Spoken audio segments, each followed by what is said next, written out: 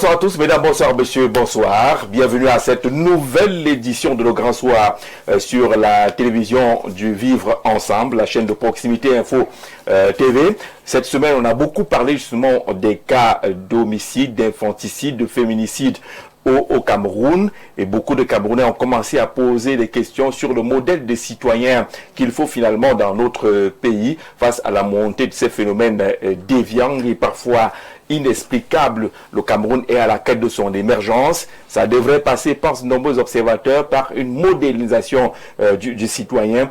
Est-ce que ce soir, avec nos invités en studio et vous au téléphone, on va vous permettre 3 ou 4 appels en direct. Et s'il est possible de penser à un modèle de citoyen camerounais pour aller à cette émergence. Des Camerounais de la diaspora ont créé toute une plateforme dénommée plateforme citoyen modèle diaspora modèle du Cameroun. Quel est le contenu justement de cette initiative? Que vise-t-elle dans le cadre de la recherche de ce modèle de citoyen du Cameroun à l'intérieur et du Camerounais du côté de la diaspora? On va en parler avec nos invités ce soir. Et comme d'habitude, on aura notre arrêt obligatoire qui va nous conduire dans les kiosques. Qu'est-ce qu'on a en kiosque depuis ce matin? Romaric Noifeu sera des nôtres pour qu'on aborde cette question. Les invités peinent un peu à arriver ce soir. On comprend avec les intempéries, quelques pluies et embouteillages. On espère que d'ici là, ils vont nous retrouver, ils vont se joindre à Franck Masson qui est déjà installé. Il est philosophe, je voudrais bien souligner cela, et directeur de publication. Franck, bonsoir et bienvenue. Bonsoir Jean-Jacques, merci de m'accueillir sur ton panel. Je dis également bonsoir à nos nombreux téléspectateurs. Sans manquer de dire bonsoir à la petite famille qui nous écoute certainement. La famille? Oui, la famille, puisqu'ils savent que je serai avec vous. Et d'accord. Ils sont certainement accrochés sur le petit écran. Il a un gros plan. Il est bien sûr là. Il n'est pas là ailleurs. Il est sur les antennes d'Info TV ce soir. Et comme nous, depuis le début de la semaine, il observe, il écoute, il entend. Le gouvernement s'est mobilisé pour annoncer une riposte forte face à tous ces cas qu'on a enregistrés.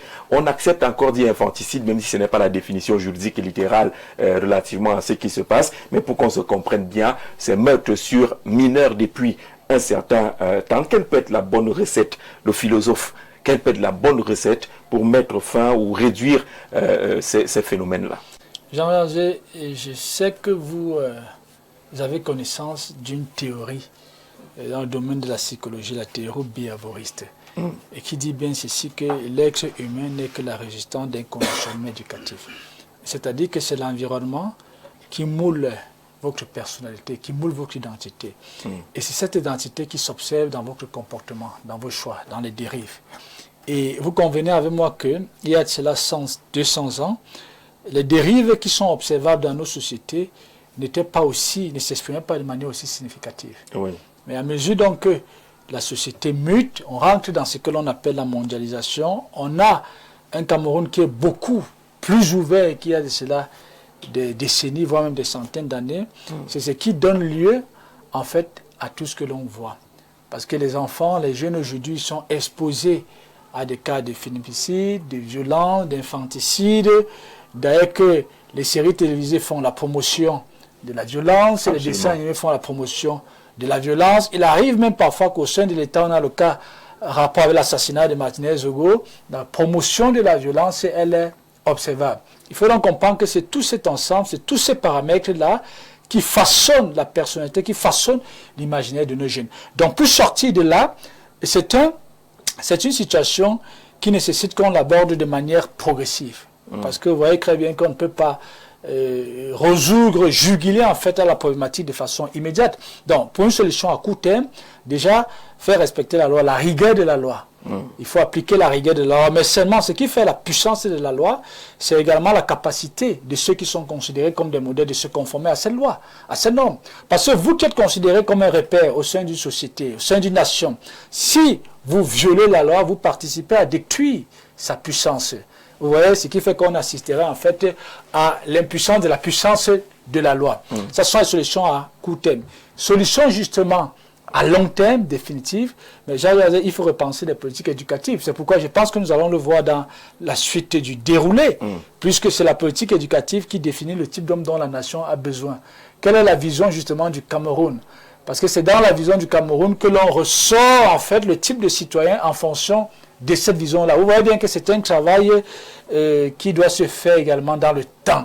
Bon, et comme moyen terme, même si je devais peut-être commencer par là, l'État en fait doit définir des politiques qui lui donnent le pouvoir de contrôler l'information. Parce qu'en fait, c'est chaque État, un État souverain, c'est cet État qui a la capacité de réguler et de contrôler l'information que l'on sert aux citoyens. Et là, on pense justement que c'est un ventre mou aujourd'hui. Le contrôle de l'information semble échapper à l'État camerounais. Il échappe à tout, pas seulement à l'État camerounais, à tous les États impuissants. Vous voyez, quand vous partez par exemple dans une nation comme la Russie, comme la Chine, aux États-Unis, c'est l'État qui détermine le type d'information qu'on sert aux citoyens. Vous connaissez mieux que moi en tant qu'expert dans la communication, c'est ce qu'on appelle la puissance de l'information. C'est l'information qui façonne votre imaginaire, votre personnalité, et c'est cette information qui a le pouvoir également de remoduler cette personnalité, reconfigurant en fait votre psychologie. Et cette information, il y a eu la communication gouvernementale sur la question autour du ministre de la Communication, le ministre de la Promotion de la Femme et de la Famille, le ministre des Affaires sociales et la secrétaire d'État auprès du ministre de l'Éducation de base pour justement évoquer les mesures que l'État allait prendre pour sévir durement face à la montée de tous ces phénomènes. Et cet État qui se veut dur, c'est un peu le même discours qu'on a entendu à l'Est, lorsque s'est rendu sur le terrain le ministre de l'administration territoriale, sur ces chantiers d'exploitation illégale et anarchique de l'or. Il a annoncé également des mesures dures. Le directeur général Sonamine était sur le terrain, le ministre par intérim des Mines y était également. Le président de la République a demandé une commission d'enquête pour voir un peu plus clair sur la gestion de l'or dans notre pays. Est-ce que le Cameroun ne se réveille pas un peu tard? Bon, il n'est jamais trop tard, Jean-Jean. D'accord. Parce que si nous pensons qu'il se fait tard, je pense que ça détruit tout espoir. Et quelquefois, on dit souvent que c'est l'espoir qui fait vivre le faible. Je ne vais pas employer des termes durs. Et si je m'en tiens à la solution à court terme, en rapport au premier sujet que nous avons touché, la rigueur de la loi Jean Jazé, vous savez vous-même que si la loi est appliquée conformément à l'exploitation illégale, voire même illicite de l'or, il y a plusieurs figures importantes de notre landédo politique qui seraient épinglées. Vous voyez? Donc ce qui fait que je pense que c'est déjà de bon ton. Est-ce qu'on protège certains? C'est possible, c'est possible. Je ne l'affirme pas de manière péremptoire, c'est possible. Encore qu'on sait que nous sommes dans une configuration où on a comme l'impression que le sommet de l'État n'a plus la maîtrise, le contrôle absolu en fait sur tous les sujets. Donc c'est possible que même de façon involontaire, qu'il y ait certains individus qui ont des démarches qui ne servent pas trop, qui n'aident pas trop la politique du chef de l'État, la politique en rapport avec l'émergence. Et il faut également sensibiliser les petites populations sur les risques qu'elles encourent, parce que cette exploitation illégale ou alors illicite ne se fait pas sans la participation des petites populations, parce que ce sont des populations qui sont très souvent engagées dans certains sites, des sites, je dirais, des sites clandestins, et l'engagement justement n'est toujours pas régulé par des contrats. Non seulement c'est pas, et ça ne peut même d'ailleurs pas être régulé par les contrats parce que l'exploitation justement en elle-même, elle est illégale. Donc sensibiliser les petites populations sur les risques qu'elles encourent justement en s'engageant dans une exploitation pareille. Merci d'être venu, monsieur le directeur de publication des cahiers de l'émergence. Très rapidement, dimanche dernier, Abel et Ibi Lobe faisaient une dénonciation relativement à ce qui se passait à Douala, du côté de Grand Moulin, où on annonçait une grosse mobilisation demain pour s'opposer à, on met cela entre guillemets, la désignation d'un chef. Le gouverneur de la région du littoral a sorti un communiqué radio ce jour indiquant justement que les informations dignes de foi font état de ce qu'une chefferie de 3e degré dénommée Grand Moulin dans le canton d'Eido et précisément dans le village Bonateki s'apprête à accueillir l'installation officielle de son chef malgré les velléités de menaces de troubles graves à l'ordre public. Le gouverneur de la région du littoral tient à rappeler à tous que la paix si chers aux institutions républicaines, reste et demeure notre préoccupation majeure. Par conséquent, dit Samuel Dieudonné Iva Dibois, la dite cérémonie programmée pour la date du vendredi 5 juin 2026 est interdite. Le gouverneur en appelle au civisme des uns et des autres. Ampliation, tous les médias pour la diffusion, ce qui est fait sur nos antennes. Et il y a la réaction, un autre communiqué cette fois-ci du sous-préfet justement de Douala Premier sur le même sujet. Le sous-préfet lui dit ceci. Le sous-préfet de l'arrondissement de Douala Premier informe les populations et forces vives du village Bonalembe et du quartier Grand Moulin qu'en raison des contraintes professionnelles urgentes, les consultations préalablement prévues le vendredi 5 juin 2026 sont reprogrammées ainsi qu'il suit. Premièrement, village Bonalembe, date vendredi 5 juin 2026, heure 14h. Quartier Grand Moulin, Sinédier, donc c'est reporté. Il les remercie pour leur bonne compréhension et leur sens élevé du civisme et du patriotisme. Voilà ce qui est dit justement relativement à ces deux communiqués. Une chose est sûre, il n'y aura plus la cérémonie qui devait se tenir demain. Le gouverneur a interdit cela avec les risques graves de troubles à l'ordre public. Le sous-préfet va certainement a réagi également en disant que seul le village Bonalembe sera concerné par les consultations qui étaient programmées et ce sera demain à 14h. Pour ceux qui sont du quartier Grand Moulin, il faudra encore attendre, c'est reporté s'inédié. Alors rapidement dans les kiosques avec Romaric Noifeu. Bonsoir Romaric. Bonsoir Jean-Jacques Zé, bonsoir également à l'ensemble des téléspectateurs d'Info Télévision, précisément ou particulièrement ceux qui font davantage confiance à ce programme prestigieux que vous avez justement la dextérité de conduire chaque soir, le grand soir. Bonsoir à votre panel richement constitué ce soir. D'accord. Que disent les journaux depuis ce matin? Les panélistes vont être attentifs. Ils vont certainement noter un ou deux sujets développés par la presse et puis on commentera derrière vous. Allons-y, en kiosque. Merci Jean-Jacques pour cette occasion et puis en ouverture de cette revue, on le fera avec le quotidien Info Matin de Dieudonné Vin qui dans sa parution a bien et bien choisi de parler de l'huile de palme avec cette volonté de vouloir relancer et surtout accroître la production nationale. C'est la grande une choisie justement par ce journal dans sa parution de ce jour. Et puis en page 3, on parle de cette réunion tenue le 2 juin dernier ici à Yaoundé où le ministre du Commerce et les acteurs de la filière ont décidé de relancer et accroître la production nationale d'huile de palme pour réduire la dépendance aux importations. Le tri-hebdomadaire La Météo revient avec une autre actualité, cette fois-ci relative à Camtel, MTN et Orange, avec le pouvoir du régulateur. Les pages 2 à 3 font justement allusion à l'agence de régulation des télécommunications qui affiche son pouvoir de contrôle sur Camtel, MTN et Orange, en veillant donc à la régulation des opérateurs et au respect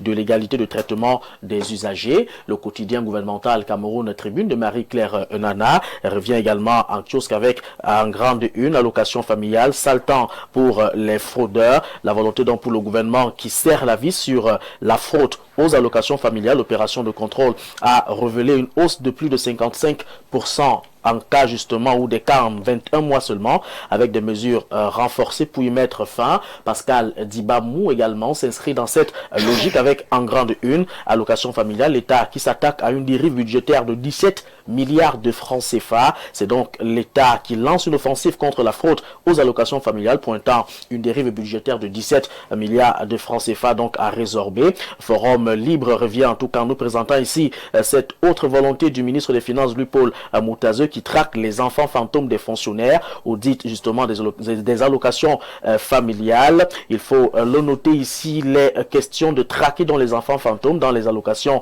visant à stopper une fraude estimée à plus de 55% en 21 mois seulement et réaliser d'importantes économies budgétaires. Conjoncture économique revient justement à mi-parcours avec la stratégie nationale de développement 2020-2030 qui est jugée en échec face à une croissance atone, des réformes lentes et une corruption persistante. Parallèlement, le Cameroun qui lance donc un vaste audit des allocations familiales pour assainir la dépense sociale. Mutation de Georges Alain Boyomo s'intéresse aux questions de fiscalité locale avec en grande une. Ça discute en cash. Vif débat autour de la fiscalité justement avec les collectivités territoriales décentralisées et administrations déconcentrées qui s'affrontent sur le recouvrement des recettes.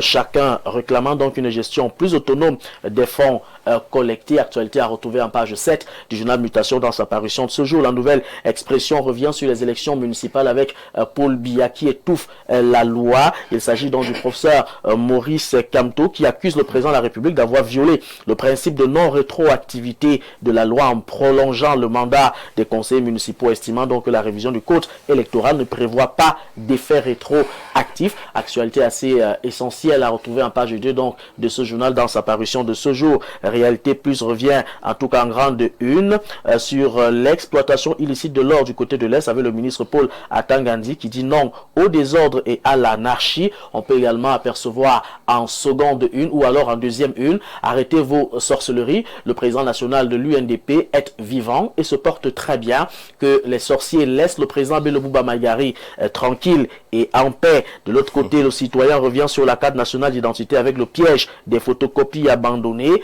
Il a été donc pour le délégué général à la Sûreté nationale d'alerter sur le risque d'usurpation d'identité lié donc aux photocopies des cartes nationales d'identité abandonnées et appelle les citoyens à les récupérer systématiquement après justement les avoir fait photocopier dans certains secrétariats. Innovation revient justement en petite une sur l'énergie électrique avec Globlec qui impose le délestage. Il faut dire que c'est une situation qui ne cesse d'interroger la quiétude de plusieurs Camerounais. Guiba et Gatama, à travers l'œil du Sahel, effectivement, revient et nous conduit du côté du Grand Nord avec cette autre actualité sur l'enquête dans le Grand Nord relativement sur le lien entre l'exploitation minière et les violences. Le journal alerte donc sur des minerais qui alimentent des conflits meurtriers. Santé Actu nous présente ici le programme et projet de santé avec le docteur Manaouda Malachi qui prône l'équité et la responsabilité. Le ministre appelle à l'équité et même à la responsabilité collective, surtout le respect des règles dans les programmes et projets de santé suite à une assemblée générale au centre de coordination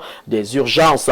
Projection, quant à lui également, s'intéresse à cette actualité administration sanitaire, tolérance zéro contre les dérives en milieu professionnel. L'info à chaud nous présente plutôt ici deux figures emblématiques de l'écosystème politique. De l'autre côté, le ministre délégué auprès du ministre de la Justice, garde des Sceaux, Jean de Dieu Momo, et puis Limbi Lobé. Cette rencontre entre justement ces deux personnalités pour une synergie contre des injustices, affichant une volonté commune de lutter donc contre les dérives et surtout défendre l'équité. C'est l'actualité majeure à retrouver justement en grande une du journal L'Info à chaud dans sa parution de ce jour. Et pour sortir de cette revue de presse, on le fera avec Actu Info Hebdo qui revient sur les chefferies traditionnelles, le bras de fer autour de Grand Moulin. Vous l'évoquiez tout à l'heure, Jean-Jacques Zé, la volonté de l'administration d'installer dans une chefferie de 3e degré à Grand Moulin au cœur du village Bonateki. À Douala premier fait donc exploser une vieille fracture identitaire et foncière. Derrière ce projet porté par le sous-préfet Ngap Arnaud, la communauté Sawa dénonce donc une tentative de démembrement et de son territoire traditionnel, pourtant reconnu par l'administration depuis plusieurs décennies aujourd'hui. Entre légitimité coutumière, contrôle territorial et risque de tension communautaire, l'affaire Grand Moulin ravive donc un débat explosif dans la capitale économique Douala. Voilà pour ce qui constitue la pertinence et la quintessence des informations à retrouver dans les journaux parus en kiosque ce jeudi matin. Jean-Jacques. Merci beaucoup Romaric Noifeur. On le précisait pour ce qui est de Grand Moulin. Le gouverneur a interdit la cérémonie de demain pour parer à quelques troubles à l'ordre public. Mais la question de fond va être posée toujours, c'est de la gestion de la chaufferie. Y a-t-il une chaufferie dans ce quartier? Existe-t-elle? On sait que la semaine dernière, quelqu'un réagissant au nom du sous-préfet indiquait que non, il ne s'agit pas d'un village créé, d'une chaufferie créée. Il fallait remplacer le chef qui est décédé. Maintenant, il faut que, au-delà de l'interdiction de la manifestation, le gouverneur puisse voir un peu plus clair sur cette chaufferie qui a quand même amené beaucoup à réagir et à contester la démarche qui est malheureusement attribuée au sous-préfet, qui nous disent également quel est son rôle dans le cadre de cette affaire. Merci Romaric. Il faut peut-être noter que l'Assemblée Ngondo Jean-Jacques Zé, l'Assemblée traditionnelle du peuple Sawa, a fait une sortie pour clairement dire que la patience du peuple Sawa a des limites quant justement à cette confrontation ou alors à cette autre mesure prise par le gouverneur. Donc on attend exactement de voir quelle sera la suite. Et on le dit tous, hein, ce n'est pas seulement seulement à Bonateki, Grand Moulin qu'on a ce problème de chaufferie. C'est un problème national aujourd'hui. Il va falloir l'aborder profondément. Les textes qui régissent la chaufferie traditionnelle datent de 1977. Ça va faire beaucoup vieux maintenant, beaucoup trop vieux, au point où il y a les dérives avec la corruption, avec l'achat de ces places-là. Un faux chef n'est pas assis sur un trône, il est assis sur une chaise. Ne s'assoit pas sur un trône qui veut. C'est peut-être les chaises qu'on donne aux gens. Tout le monde est majesté, majesté, ainsi de suite. Réaction de nos panélistes sur le contenu de cette revue de presse vespérale sur le Grand Soir. Mérimée Césaire, c'est un plaisir de t'accueillir ce soir. Bonsoir. Bonsoir Jean-Jacques Zé, c'est un honneur qu'on achèterait au prix de toute chose que d'être juste à ta gauche ce soir pour évoquer une thématique qui vient particulièrement m'interpeller. Donc, je suis très heureux de savoir que nos petits efforts retiennent l'attention des médias comme Info TV. Je rappelle d'ailleurs que j'ai une histoire d'amour et très nostalgique avec Info TV parce que il y a moins de 6 ans, j'ai déroulé ici une émission déroulée la saga des leaders. C'est l'occasion de dire bonsoir à M. Dieudonné Veng et à toute l'équipe de Info TV. Maintenant, vous êtes du côté de la diaspora et vous êtes le coordinateur général de la plateforme citoyen modèle diaspora, modèle du Cameroun. Il s'agit de quoi? Écoutez, il s'agit d'une plateforme mise sur pied par l'association AfriLove. La plateforme vise justement à promouvoir les valeurs auprès des populations. Donc, c'est une plateforme qui existe depuis pratiquement 12 ans. Nous avons aujourd'hui, on va dire, dans notre registre, plusieurs activités déjà menées sur le terrain, autant au Cameroun qu'à l'étranger. Donc je suppose que pendant cette émission, on en parlera abondamment, M. Jean-Jacques. Surtout qu'on interroge justement le citoyen camerounais. Quel modèle pour un Cameroun émergent? Franck a suivi la revue de presse tout à l'heure. Quel est le titre qui a retenu ton attention? Il y a eu tellement de titres intéressants, mais un a particulièrement retenu mon attention, parlant justement de la cacophonie autour des chefferies traditionnelles. Oui. Jean-Jacques, vous savez ce qui fait beaucoup de mal à nos nations? Et c'est parce que nous sommes dans des nations hybrides. Des nations hybrides. Hybrides, c'est-à-dire que jusqu'ici, on n'arrive pas encore à véritablement concilier la vision traditionnelle et la vision du modernisme, avec la vision du modernisme. Et c'est ce qui crée tous ces problèmes. Autrefois, qu'est-ce qui faisait la puissance des chefferies? Pourquoi les chefferies étaient respectées? Parce que les chefferies, on peut dire, étaient autonomes. Le chef était le garant, je peux dire, de la paix et de la sécurité de son peuple, de son territoire. Donc, il était dans l'intermédiaire entre les ancêtres et les populations. Il avait un contrôle absolu sur ces populations. Mais après, justement, l'arrivée des colons, on est passé justement du stade des royaumes des chefferies à la République. Et ce qui s'est développé comme stratégie, les colons, sachant très bien que pour contrôler ces territoires, il fallait avoir d'abord le contrôle sur les populations. Et pour avoir le contrôle sur les populations, il fallait avoir le contrôle sur les chefs. Ouais. Et c'est ce qui explique le fait qu'on a rattaché les chefferies à l'administration. Ils sont devenus les auxiliaires d'administration. Ce sont les auxiliaires d'administration. Donc dans le fond, c'est l'intention, c'est le prolongement de l'intention coloniale que l'on observe. Et c'est ça qui crée ces désordres. Parce que l'on ne comprend pas que quand vous passez dans le fond du statut de royaume à la République, mais ce sont les lois de la République qui doivent primer. Donc, c'est normal que le chef soit installé, pour ne pas dire par exemple, adoubé par des autorités administratives, à condition que ça se fasse dans le respect des règles selon que la Constitution les a prévues. Et je salue également l'acte qu'a posé, je pense, le gouverneur, parce que c'est avant-gardiste. Lui, il a vu très loin, parce qu'il y a une frange de la population qui était pour, une autre qui était non. Donc, ce qui fait que ça devait donner lieu certainement à des conflits. Or, nous traversons une situation où le conflit ne nous aiderait pas beaucoup à construire en fait la stabilité de notre pays. Donc en fait c'est cela Jean-Jacques. Et maintenant qu'est-ce qu'il faut donc faire pour sortir de là? Jean-Jacques, il est temps que nous pensions des politiques en même de construire une conscience nationale. Une conscience nationale. De telle sorte que chaque Camerounais se considère d'abord comme un Camerounais avant de se considérer peut-être comme un sudiste, un nordiste ou bien quelqu'un du sang. Je pense que si on arrive là, ça va participer à annuler beaucoup de conflits, beaucoup d'incompréhensions. Voyez-vous, par exemple, des pays comme la France, c'était des pays autrefois qui étaient divisés. Hein, parce que la France que vous voyez là, c'est un conglomérat, je dirais, des nations. Vous avez les bases que vous avez, mais ils ont compris que s'ils ne coalisaient pas, en fait, cette population autour d'un idéal collectif, notamment la nation, il ne devait pas être possible non seulement de gouverner sur cette population et d'en faire la ressource sur laquelle on s'appuie. On est d'accord là-dessus, mais moi je reste encore sur la question de la chaufferie. Il y a un appétit fou que les Camerounais développent aujourd'hui pour la chaufferie. La plupart de nos ministres, là, les 3/4, sont majestés quelque part. Quand vous découvrez la carte de visite de quelqu'un, sa majesté, tout le monde veut être chef. Et l'autorité administrative joue un rôle de plus en plus décrié dans le cadre de cette affaire. On a l'impression que maintenant on décide de qui peut devenir chef au détriment justement des règles qui sont établies, qui parlent justement de la succession au sein de nos différentes chefferies. Hubert Volo, bonsoir. Bonsoir Jean-Jacques, bonsoir aux co-discutants, à l'ami Franck que j'ai le plaisir de retrouver ce soir à vos très nombreux téléspectateurs. C'est toujours un honneur, un bonheur pour moi d'être sur votre plateau. Vous n'avez peut-être pas suivi l'intégralité de la revue de presse tout à l'heure, mais on va vous prêter le sujet sur la chaufferie. Il y a déjà ce sujet, forcément, parce que c'est une question d'ordre public qui est mise en exergue dans le cas d'espèce. Je voudrais quand même dire que cela s'appuie sur le fait que la chaufferie a perdu toute sa sacralité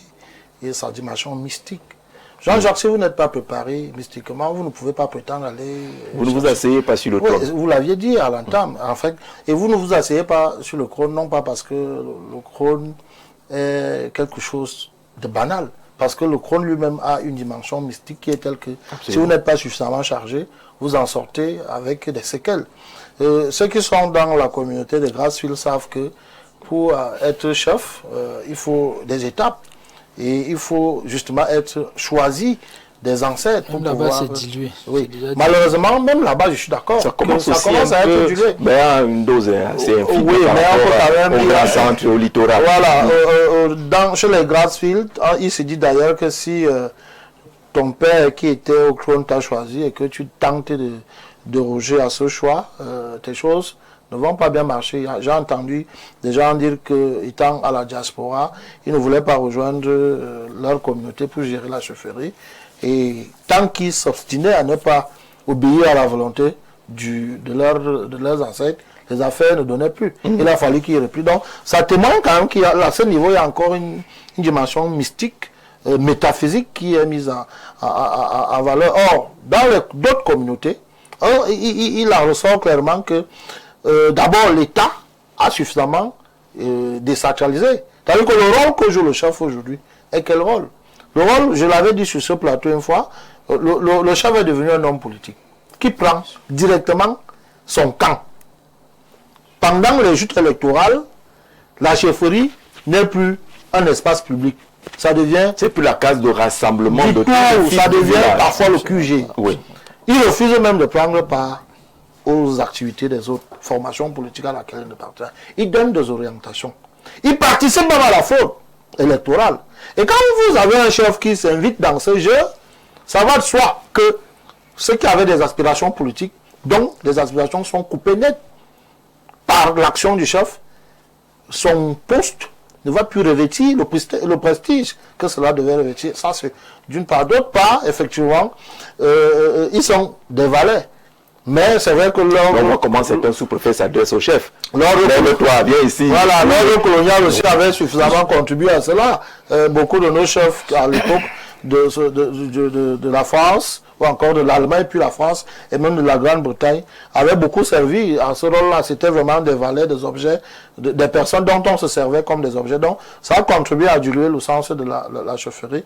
Quand on advienne à se retrouver avec des gens qui se bagarrent pour la chefferie, ça pose surtout qu'ils ont un salaire maintenant. Et la dernière chose, c'est qu'il se dit que quand tu es chef, tu peux finir sénateur, notamment par nomination. Il faut voir, vous savez que parmi les crantes que le président avait nommés, en 2013, on pouvait compter pas moins de 15 chefs. Voilà. Donc d'autres essaient d'utiliser ces arguments-là, ces positions sociales-là. Vous avez vu la vidéo qui a circulé le 20 mai où un sous-préfet en plein événement a pris le micro pour dire que les chefs n'ont pas contribué et qu'ils sont seulement forts lorsqu'il faut venir manger et demander au commandant de brigade de s'occuper d'eux après le défilé, parce qu'ils ne sont pas des bons chefs. Ils n'ont pas envoyé leur contribution chez le sous-préfet, ils savent seulement manger et boire en pleine cérémonie. On a aussi eu des chefs qui, s'opposant parfois à une action administrative, qu'ils pensaient ne pas être en faveur de leur population.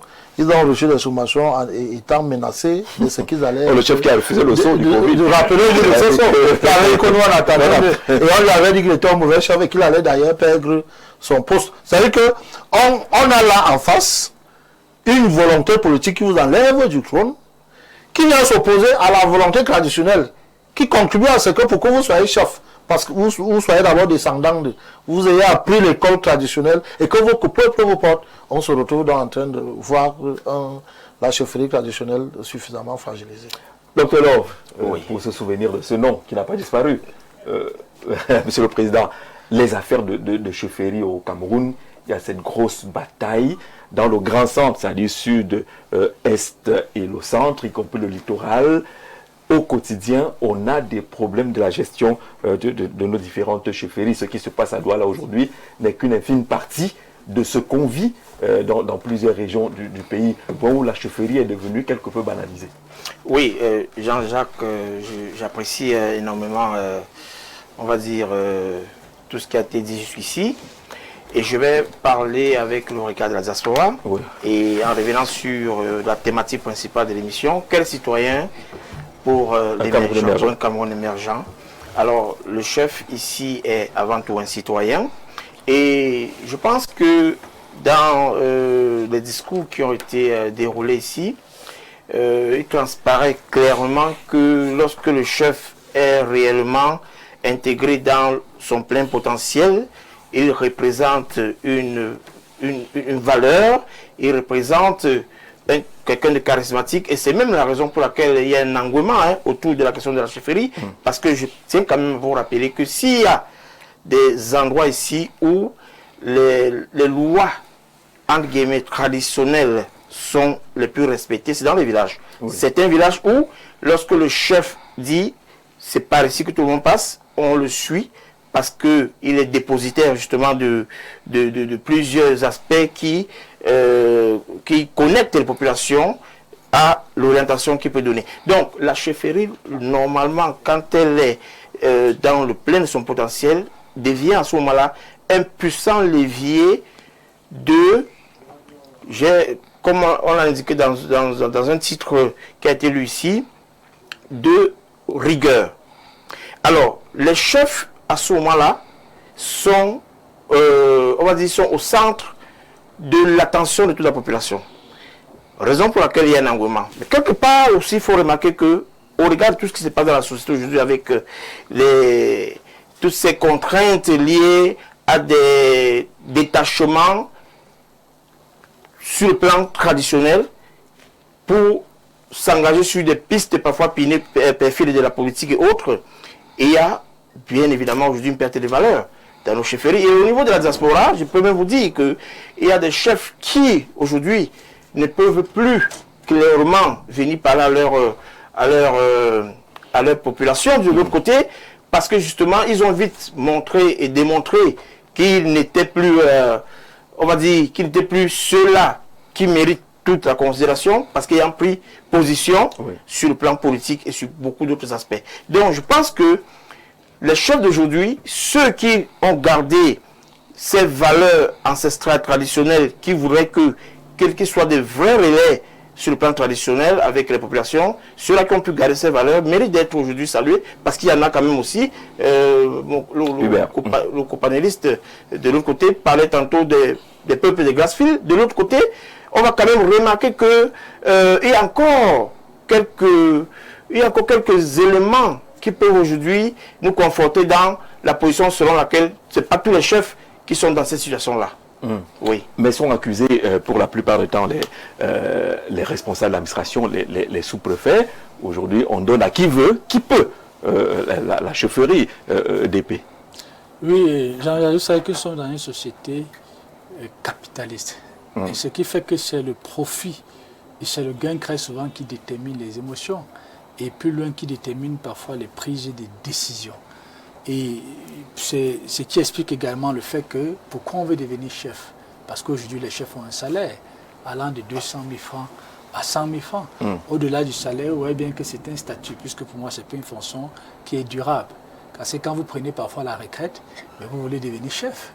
Et vous savez que quand vous êtes chef, pour la plupart du temps, c'est jusqu'à ce que vous partez de là. Et le chef, il participe également à la gestion des terres, dans les villages, des terres communautaires. Le chef, il est en contact direct avec l'administration. Les chefferies aujourd'hui sont devenus des potentiels instruments politiques. Ça veut dire qu'un chef a la capacité... C'est encore d'un potentiel? Bon, voilà, c'est une réalité. Un chef a la capacité, par exemple, selon les connexions qu'il a, à placer son enfant à un niveau intellectuel. Donc, on voit bien qu'il y a un ensemble d'avantages qui fait en sorte que vous voyez des responsables dans l'administration qui veulent revenir dans des chefferies. Donc, en fait, vous voyez bien que c'est explicable. Il faut prendre en compte cet ensemble de paramètres. D'accord. Bonsoir, Gigi. Doit-on croire en ceux qui pensent que le Cameroun est un pays béni, avec tout ce que vit le peuple dans tous les domaines, politique, économie, meurtre, viol, vol et autres violences? Quel bilan peut-on faire du passage du pape Léon XIV? Son passage a-t-il aggravé la situation déjà précaire? C'est Amara, depuis Abidjan en Côte d'Ivoire. On salue tous les Camerounais qui nous suivent du côté de la diaspora. La diaspora n'est pas seulement vous qui êtes au Canada et autres. Même ceux qui nous suivent à Bangui aujourd'hui sont dans la diaspora, et notamment ceux qui nous suivent également dans d'autres pays, comme Amara qui est du côté d'Abidjan, qui va réagir également sur cette question de chefferie. Mais nous, on va attaquer pleinement la thématique de ce soir qui interroge le citoyen. Vous avez été secrétaire national de la communication d'un parti, citoyen actif. C'est quoi le citoyen finalement dans le contexte? Oui, j'aurais souhaité que tu ajoutes du Cameroun. Du Cameroun, citoyen actif du Cameroun, c'est assez. C'est ça la formation. D'accord. Citoyen actif du Cameroun, effectivement, c'est le nom de notre formation politique qui a été légalisée il y a bientôt 5 ans. C'était exactement le 6 avril 2021. Et je suis très heureux que aujourd'hui le débat soit...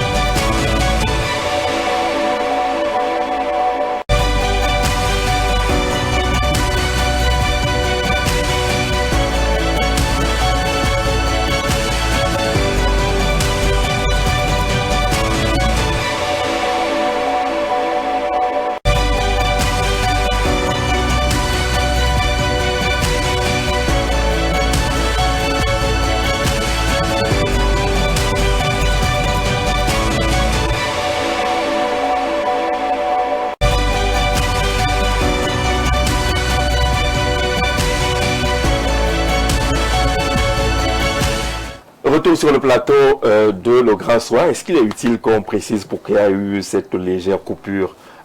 Est-ce qu'il est utile qu'on précise? Je crois que tout le monde a compris. Tout le monde a compris que la petite sœur de Néo, qui s'appelle Sokadel, a de la peine à s'installer, à nous satisfaire. C'est peut-être héréditaire cette affaire-là, avec des Légias, surtout qui pleut abondamment à Yaoundé en ce moment précis. Hubert Volo était en train de développer sur la notion de citoyenneté partant de l'origine de la création du CAC, citoyen actif Cameroun, votre parti politique. J'étais en disant effectivement que je suis très heureux qu'aujourd'hui le débat porte sur le citoyen et puis bien libellé quel citoyen pour un Cameroun émergent. Et j'ai envie de dire que tout de go pour répondre à la question, il faut que les citoyens soient actifs. Soient actifs parce que le prétexte qui a motivé le choix même de l'appellation de notre parti est parti de ce que nous avons observé que nous avons des compatriotes qui ne mesurent pas la mission qui est la leur. Au-delà de la mission, le rôle qu'ils devaient jouer. Et pleinement, ils étaient donc non pas des citoyens au sens propre, mais une sorte d'individus qui avaient décidé de rester dans un coin. Ils sont là. Se contenter du peu qu'ils ont. Ils ont même développé, et ces concepts-là ont contribué à les endormir. D'aucuns ont continué à amplifier dans les domiciles au Cameroun. C'est le Cameroun. Donc, accepter un certain nombre de situations qui sont de nature à les mettre eux-mêmes d'abord en difficulté et, par extension, le Cameroun. Et donc, nous avons pensé qu'il était important qu'on vienne activer en eux la dimension active. Allez-y, allez-y.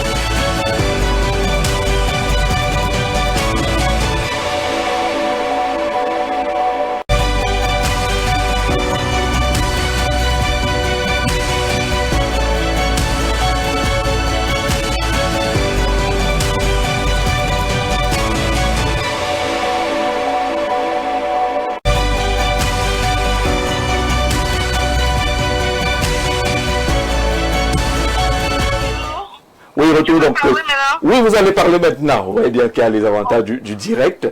Le sujet de mise en bouche tout à l'heure vous intéressait. Madame, bonsoir.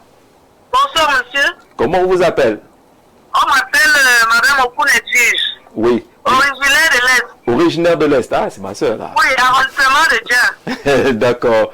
Vous avez pris l'émission pendant qu'on parlait des problèmes de chefferie traditionnelle et vous teniez absolument à réagir. On vous écoute, madame. Oui, je voulais vraiment réagir parce que c'est un problème qui me tient à cœur. Oui, je suis la fille d'un seul chef dans l'arrondissement de Dien. Oui. Je voulais me plaindre depuis même dans cette chaîne parce que le présentateur justement est de l'Est. Ah d'accord. Fils de chef aussi. Je l'ai rencontré depuis, mais comme je n'étais pas dans la ville depuis, c'est pour ça que je ne suis pas passé là-bas. Alors qu'est-ce qui vous dérange? Je voulais un peu vous raconter ce qui s'est passé dans ma chefferie. Mon papa fut chef pendant 42 ans. Il était un ancien fonctionnaire que son père a laissé. Oui. Voilà donc, quand il décède donc, l'autorité administrative dit qu'on ne parle pas chefferie ce jour-là, le jour des obsèques. Oui. Finalement, il est venu nous demander les cachets de notre papa, notre secrétaire qui était chef. On lui a remis les cachets, le sous-préfet de Mindou, au nom de moi, mon Jérémy. Il est même encore en poste. Il nous écoute, c'est un fidèle. Oui. Oui, il est décédé en juin 2022. Oui. Finalement, donc, il est resté avec les cachets. On ne sait pas ce qu'il voulait faire avec les cachets. Finalement, on a su ce qu'il a fait avec les cachets. Parce que j'ai tous les documents avec moi. Quand il est donc revenu, parce que nous avons demandé que la vacance a déjà mis du temps, la vacance avait déjà fait presque un an. Il avait nommé un intérimaire qui était le notable de notre papa, parce que papa avait 6 notables. Il a donc demandé que le village, que les gens envoient leur candidature par rapport à la chefferie. On s'est demandé que, mais est-ce que ça se passe comme ça? On sait que chez nous, les Badjo, la chefferie va de père en fils. Et notre papa avait laissé 7 enfants. Nous étions 7. C'est vrai qu'il y a un qui est décédé entre temps. Et il a laissé quelqu'un, il a laissé les voices. Il a écrit que en cas de quelque chose qui n'est pas là, ce sont ses enfants. Si ses enfants ne sont donc plus là, ses frères peuvent donc succéder. Tout est écrit, il a laissé tous les documents. À la sous-préfecture, à la préfecture, même à la maison, il nous avait dit, parce qu'il est mort à Douala, on l'avait amené à Douala à l'hôpital général. Tous les documents qu'il a laissés étaient dans sa chambre, y compris le document dont je vous parle, que c'est ses enfants d'abord. Mais à notre grande surprise, quand le sous-préfet vient, il vient seulement faire la désignation d'un chef, qui est le petit frère de notre papa. Comme je vous dis là, nous on était dépassés. Même pas de consultation, rien. Et quand il a fait ça, c'était en mai, le 29, c'était en mai 2023, je crois bien. Le lendemain, je suis allé à la préfecture d'Abomban, j'ai fait une requête que j'ai déposée au secrétariat du préfet. Quand je dépose dans la requête, j'ai donc attendu que le préfet m'appelle. Il n'a pas appelé. Pendant, il a fait des mois, il n'a pas appelé. On a pris son numéro au secrétariat, on l'a appelé. Ma grande soeur qui est à Douala l'a appelé. Il a demandé si mon papa n'avait pas laissé l'enfant. Ma grande soeur lui a dit qu'il a laissé les enfants. Mais à notre grande surprise, nous sommes ici, on est au courant qu'ils vont aller installer le chef, qui est le petit chef. Mais on n'a rien compris. Comment s'appelle le village en question? Comment s'appelle le village en question? Le village c'est Diaposten. Diaposten, mais plus particulièrement à Djoula, parce que Diaposten a 3 villages. C'est 3 villages dans un. D'accord. Oui, Djoula. Djoula, du côté de Diaposten. Djoula, vous connaissez Djoula? Absolument. Voilà, c'était à Djoula que ça s'est passé. D'accord. Alors qu'est-ce qui se passe pour le moment? Qui est chef là-bas? Pour le moment, c'est le petit frère de notre papa qui est chef. Jusqu'à ce que l'homologation du préfet est sortie. Ils sont allés installer le petit frère à papa. Pendant que nous sommes là, nous les enfants. J'ai donc fait opposition. Je suis allé jusqu'au MINAC. J'ai tous les documents avec moi. Si vous voulez, vous me donnez rendez-vous. Je vais passer vous montrer tout. Même les documents que papa a laissés. Ce qu'on va noter, c'est le rendez-vous. Vous avez dit exactement ce qui se passe de ce côté-là. On va prendre rendez-vous pour qu'on en parle profondément. Et on verra comment, avec d'autres requêtes qu'on est en train d'enregistrer, parce que là, le téléphone n'arrête pas de sonner. C'est des affaires de chefferie. Lorsqu'on aborde la question au Cameroun, tout le monde agit. Vous avez le contact. On verra la suite de cette affaire. Et jusqu'à présent, vous n'avez pas de réponse relativement à vos requêtes. C'est ça? Jusqu'à présent, le MINAC a quand même intimé l'ordre d'aller voir le préfet 2 fois de suite. Le préfet n'a rien fait. Il nous a dit par courrier séparé. Le préfet nous a plutôt raboué. Il nous a chassé de son bureau. Qu'il a une ampoule grillée. Il ne veut pas traiter cette affaire et qu'on ne mette plus pied dans son bureau. C'est ce qu'il nous a dit. Il y a des témoins. D'accord, merci madame. Le sous-préfet de Mindourou est un fidèle. Le préfet également du Haut sont des fidèles. On verra un peu plus clair dans le cadre de cette affaire concernant la gestion de nos chauffeurs. On prendra peut-être un ou deux appels encore. Je vois que ça se bouscule là, mais c'est Hubert Volo qui avait la parole. Oui, je parlais de l'importance de la création de votre parti. Au-delà de la... Je l'ai rappelé, je l'ai suffisamment dit, mais je dis encore que le parti, justement, avait vocation, après avoir observé ce vide-là, ce déni, cet abandon de la population qui ne s'investissait pas de manière individuelle comme étant des citoyens au sens propre, ayant des droits et des devoirs, nous avons jugé nécessaire de leur dire que tout citoyen doit être actif.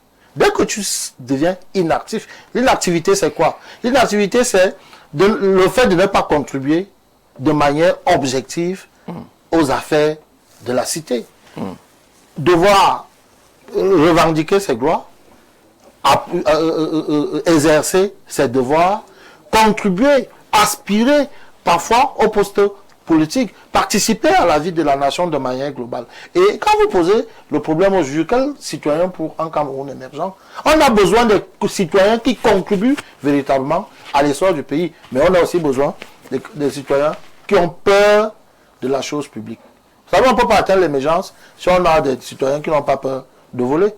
On a besoin de citoyens qui pensent que la vie de l'autre est sacrée.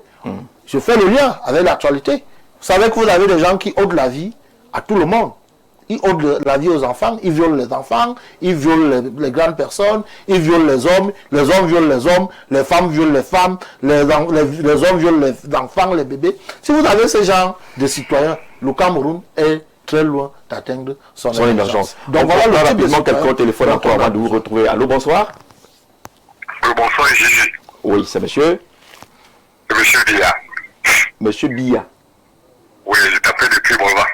D'accord, vous êtes en direct sur Le Grand Soir, on vous écoute. Oui, parce qu'il y a une situation similaire à celle dont la femme vient de parler tout à l'heure. À Mbangan. Oui. À Mbangan. Le chef est mort là-bas depuis 10 ans. Oui. Le chef est mort. Le chef de Zobofam est mort depuis 10 ans. 10 ans. Oui, 10 ans. Jusqu'à aujourd'hui, le sous-préfet qui est en Mbangan, qui partit avec le premier notable, le doyen des notables. Jusque-là, la situation est bloquée. Le plus grand village de Mbangan. 10 ans sans chef de village. Et le chef qui est décédé n'avait pas d'enfant pour la succession? Il a les enfants, mais c'est le chef, le doyen des notables. Lui dit qu'il est le chef. Il fait la pluie, le beau temps là-bas, les forestiers arrivent, tout ce qui arrive. Je vous dis qu'un village, c'est la Côte d'Ivoire pour toi là-bas. Ça fait 10 ans sans installer un chef. 10 ans sans installer un chef. C'est incroyable. 10 ans sans installer un chef? Je vous dis 10 ans. Vous pouvez avoir le sous-préfet de Mbangan. On dit que lui, il est complice dans cette affaire-là. On dit qu'il est le chef, et ceci. Je vous dis, comme la sauce il va vraiment peut-être remplir les poches. On est quand même un peu surpris du rôle de certains notables. Les notables sont censés recueillir la volonté du chef lorsqu'il décède. Je vous dis, c'est voilà ce que le chef avait dit. Je sors de ce village, ça ne peut pas une semaine. Et le chef est mort depuis 10 ans. 10 ans. 10 ans. D'accord. Merci, monsieur Bia. Depuis Ebolova, des situations incroyables. Merci beaucoup. Merci à vous d'être également fidèle à ce programme. Peut-on construire ce modèle de citoyen souhaité pour notre pays? Question au philosophe. Jean, vous avez mis sur la table un sujet extrêmement pertinent qui nécessite une façon d'analyse à une portée beaucoup plus philosophique. Voyez-vous, Jean-Jacques, si l'on ne cerne pas avec précision ce qu'est l'émergence, l'on ne peut pas parler d'un citoyen émergence. Et quand je réfléchissais sur votre sujet, il y a des images qui traversaient mon esprit. Imaginez que vous domestiquez un renard, vous l'amenez à la maison, il devient un chien. Et de telle sorte qu'il ne fait plus les besoins n'importe comment. Il y en a même qui mettent des habits sur des animaux. Est-ce que ce renard est véritablement émergent? Est-ce qu'il est émergent? Ou alors vous rentrez dans un zoo, vous construisez des routes, des maisons, et vous laissez les bêtes dans leur état de conscience primitif. Est-ce que ces bêtes sont véritablement dans l'émergence? Ce sont des questions qu'on peut se poser. Et je voudrais également que vous permettez que je fasse l'historique en fait de la citoyenneté. Déjà, la question de la citoyenneté, Jean Jaurès, autrefois, elle était l'apanage uniquement des nobles dans la Rome antique. Uniquement. Les esclaves n'étaient pas des citoyens, les étrangers n'étaient non plus des citoyens, et même des femmes n'étaient pas des citoyens. C'était uniquement, je peux dire, des principautés qui avaient le statut de citoyens, ceux qui participaient à la gestion de la cité. Mais dans les évolutions, on a répandu la citoyenneté à toutes, je peux dire, les populations, parce que ça avait donné lieu à certaines confrontations. Comme pour dire quoi? En fait, c'est l'État qui définit les critères de citoyenneté. C'est l'État, en fait. Mais seulement, vous allez vous rendre compte que les critères de citoyenneté qui ont donné lieu au type de mentalité qu'on observe aujourd'hui en Afrique, précisément au Cameroun, mais cette citoyenneté, dans le fond, ne participe pas à construire les États puissants. Et c'est pourquoi, dans le fond, on est dans des États instables. Nous sommes dans des nations qui sont très, très instables. C'est-à-dire qu'on a une personnalité, une mentalité qui sert beaucoup plus les intérêts des multinationales. Parce que cette citoyenneté-là n'a pas été pensée justement par ceux qui dirigent. Et c'est la raison pour laquelle je me pose la question à savoir, quand on parle de l'émergence, l'émergence n'est pas horizontale. L'horizontalité n'est que la conséquence ou alors un pan de l'émergence. L'émergence est verticale. Vous êtes émergent quand vous êtes construit d'abord du point de vue spirituel, du point de vue vertical. Et c'est cette verticalité-là qui va se traduire même dans l'aménagement de l'environnement. Jean Jaurès, dans l'émergence, quelqu'un de véritablement émergent, mais c'est quelqu'un qui a une vision pour la nation. C'est quelqu'un qui est épris de l'intérêt général, de l'intérêt collectif. C'est d'abord ça, l'émergence. Et il peut justement définir des politiques en rapport avec la construction d'un citoyen émergent. Qu'est-ce qui fait beaucoup de mal à notre société? Nous avons des citoyens qui ne pensent qu'à l'argent, uniquement à l'argent, mais parce qu'ils tirent justement de ceux qui sont devant eux, des dévanciers. Vous avez des citoyens qui ne pensent qu'à leurs conditions personnelles au détriment de la condition de la nation. Oui. C'est ça le citoyen camerounais. Mais vous pensez qu'avec ça, où est-ce que nous irons, Jean Jaurès? Même les jeunes qui disent que les deux vieux doivent partir. Mais si vous prenez cette mentalité, ces citoyens-là, vous les mettez à la part des vieux, il est probable qu'ils fassent pire. Donc c'est ça. Donc en fait, vous voyez bien que c'est un travail de longue haleine. Ne dit-on pas en politique éducative, en pédagogie, que la politique éducative définit le type de citoyen dont la nation a besoin. Mais aujourd'hui, nous sommes dans une société qui est capitaliste. Ce qui fait que les contenus d'enseignement fabriquent le consommateur. Et le monde capitaliste, c'est un monde violent, c'est un monde conflictuel. Vous voyez le conflit qu'il y a au Moyen-Orient partout, c'est le capitalisme. Donc si on veut vraiment un Cameroun émergent, repensons le contenu que l'on met d'abord dans l'émergence. Et qu'il y ait des individus qui soient véritablement représentatifs d'une vision émergente. C'est-à-dire qu'ils ne se définissent pas uniquement à partir des avoirs extérieurs. Et ce sont ce type d'administrateurs qui seront en mesure de définir les critères de citoyenneté en rapport avec cette émergence. Si ce n'est pas ça, nous ne sortirons pas facilement de l'auberge. J'ai l'impression qu'on est tous les Camerounais parce qu'on est dans les 475 000 km². Il n'y a pas un modèle de citoyen issu de notre modèle éducatif. Non, absolument pas. Puisque, regardez que notre politique éducative est pensée sur le modèle de la culture occidentale, notamment la France et l'Angleterre. Vous voyez, c'est pourquoi je disais tantôt que cette citoyenneté profite plus à ces nations. Vous voyez que quand quelqu'un est, par exemple, député, préfet, ministre, la plupart des éléments qu'on achète, ça vient de l'autre côté. Et même l'argent, parfois, que l'on prend dans les caisses de l'État, une bonne partie, on va mettre ça de l'autre côté. Vous voyez, le mouvement des populations au quotidien, c'est pour faire quoi? Pour consommer. 80% de ce que vous consommez vient de l'autre côté. Mais c'est ça, en fait, c'est tout ça qui fait la citoyenneté. Donc, il faut redéfinir une citoyenneté autonome. C'est-à-dire qui ne s'appuie plus sur des valeurs importés qui dans le fond sont artificiels. Ça veut dire un citoyen par exemple qui sait que quand je dis moi, ça ne renvoie pas uniquement aux membres. ça renvoie d'abord à la dimension spirituelle. Rappelez-vous de ce qu'avait dit le philologue et philosophe Ernest Renan. Il dit une nation, c'est un principe spirituel. C'est d'abord un principe spirituel, une nation. Ça veut dire que pour construire une nation puissante, mais vous devez connecter toute la population, dont ses citoyens, à ce principe. De telle sorte que, bonne foi, même si ce n'est pas la totalité, soit représentative de l'intérêt collectif. Si vous ne vous croisez pas dans ces dominateurs, ce principe spirituel, comment pensez-vous que vous pouvez construire une nation? De l'autre côté, vous vous rendez compte que, et je le dis ces derniers temps, vous savez ce qu'il faut aujourd'hui la force de la Chine sur les États-Unis? Vous allez voir que l'Organisation de la société américaine a fait en sorte que c'est la minorité au sommet de l'État qui s'est construite. C'est-à-dire du point de vue vertical. Et on a fabriqué en bas des consommateurs pour exploiter ces consommateurs. Mais quand on voit en Asie, l'Asie a procédé autrement. On a élevé à un certain niveau la conscience de la population, du moins une grande majorité. Et c'est sur cette population en fait qu'on s'est appuyé pour construire en fait l'Asie, la Chine, comme vous voyez aujourd'hui, défier. C'est la vision de Mao. En fait, commencer par la base. Donc c'est ça. Donc si on ne lève pas le niveau de conscience, Jean Jazé, redéfinissons notre anthropologie. Comment pensons-nous notre anthropologie? Cette anthropologie repose sur quoi? Les artifices? Parce qu'on pense qu'on a réussi quand on a de l'argent, on a des maisons, on a des voitures. Mais Jean Jazé, je dis bien qu'avec cette mentalité, on n'ira nulle part.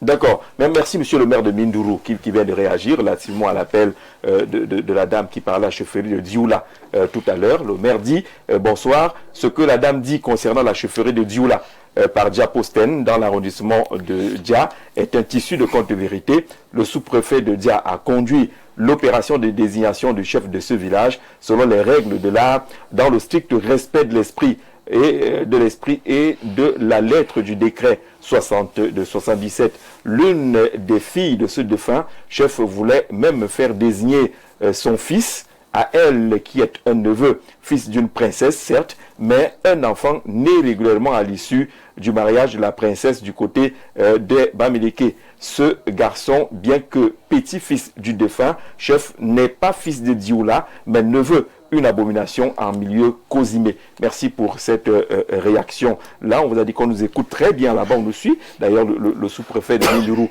est un fidèle de le Grand Soir. Peut-être qu'il aura également à réagir sur cette question de la chefferie. Bonsoir JZ. Quant à ton panel, la qualité du citoyen dépend de la qualité des leaders.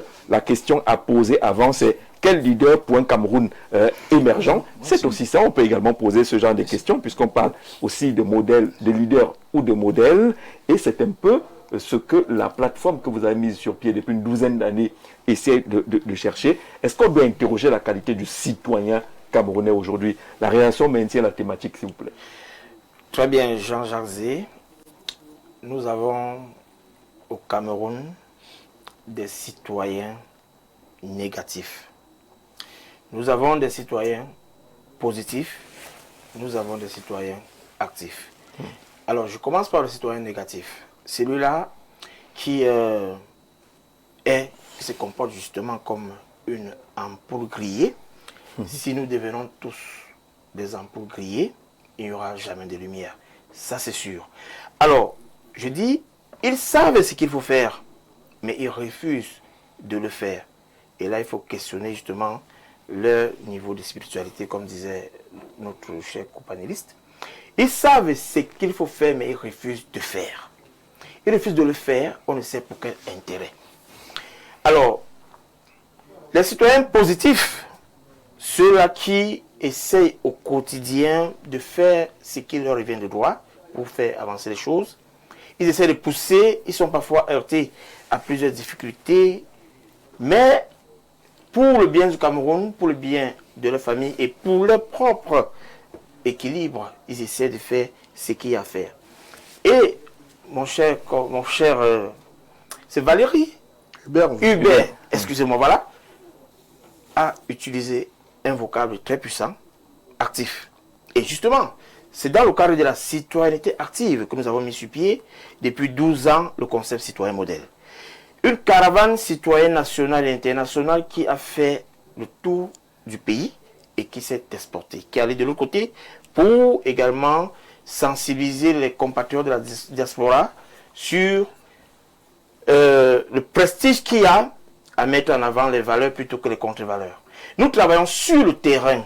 Nous avons par exemple fait des caravanes comme élève modèle dans les établissements scolaires parce que justement nous nous sommes rendus compte que nous devons absolument sauver le Cameroun de demain. Et ce Cameroun de demain passe par les enfants d'aujourd'hui.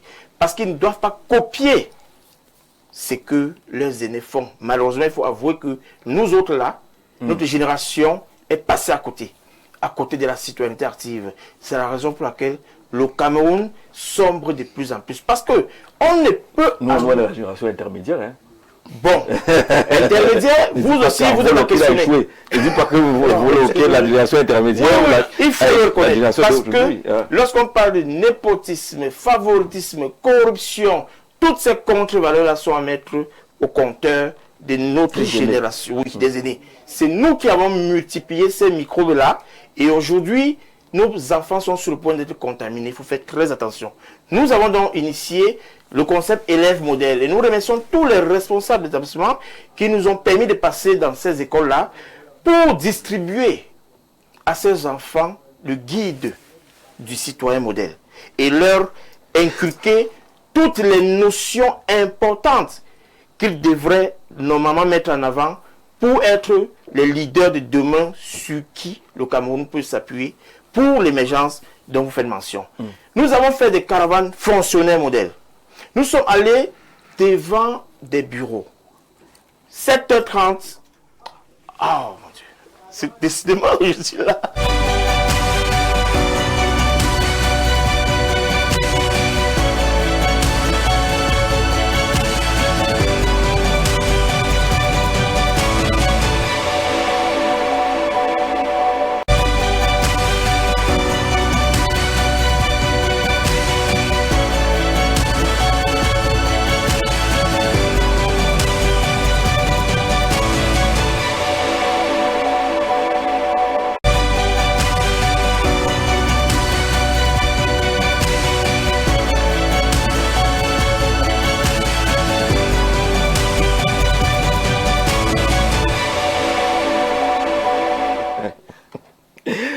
Ils sont en train de dire qu'on est des jusqu'au boutistes, qu'on ira jusqu'au bout de cette édition de Le Grand Soir.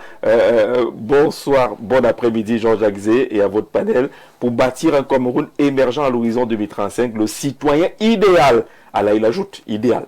Il y a l'actif, il y a maintenant l'idéal qu'il ajoute. Le citoyen idéal doit se distinguer par son réarmement civique, moral et entrepreneurial.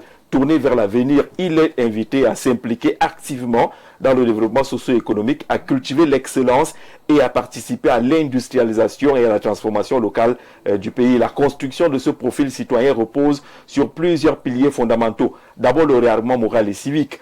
Dans une société en quête de croissance inclusive, le citoyen du Cameroun émergent doit lutter contre la corruption, le népotisme, ce que vous disiez tout à l'heure, et le détournement des biens publics. La bonne moralité et le respect du bien commun sont indispensables pour garantir une administration et des affaires publiques transparentes. L'esprit entrepreneurial et l'employabilité face aux défis de l'emploi, l'État mise sur une jeunesse créative et dynamique, capable de créer de la richesse. Le citoyen est appelé à développer des compétences, à oser l'entrepreneuriat, notamment dans les secteurs de l'agriculture, du numérique et des mines, et à saisir les opportunités de la zone de libre-échange continentale africaine.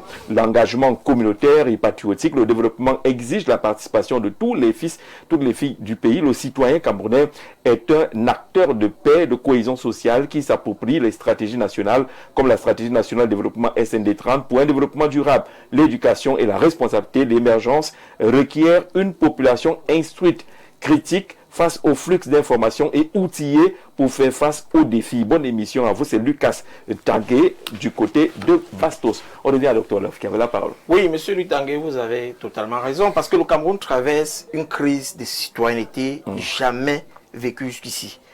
Vous savez, ce qui se passe dans les milieux scolaires traduit clairement ce que je suis en train de vouloir démontrer ici.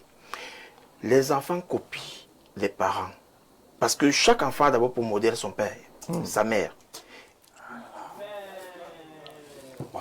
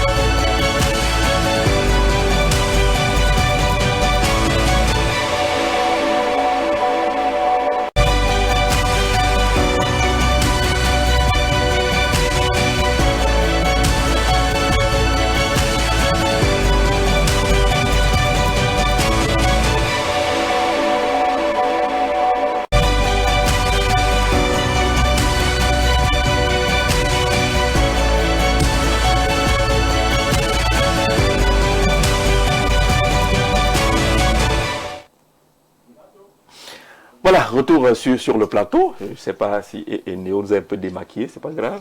Non, Soukadel, voilà. C'est pas grave.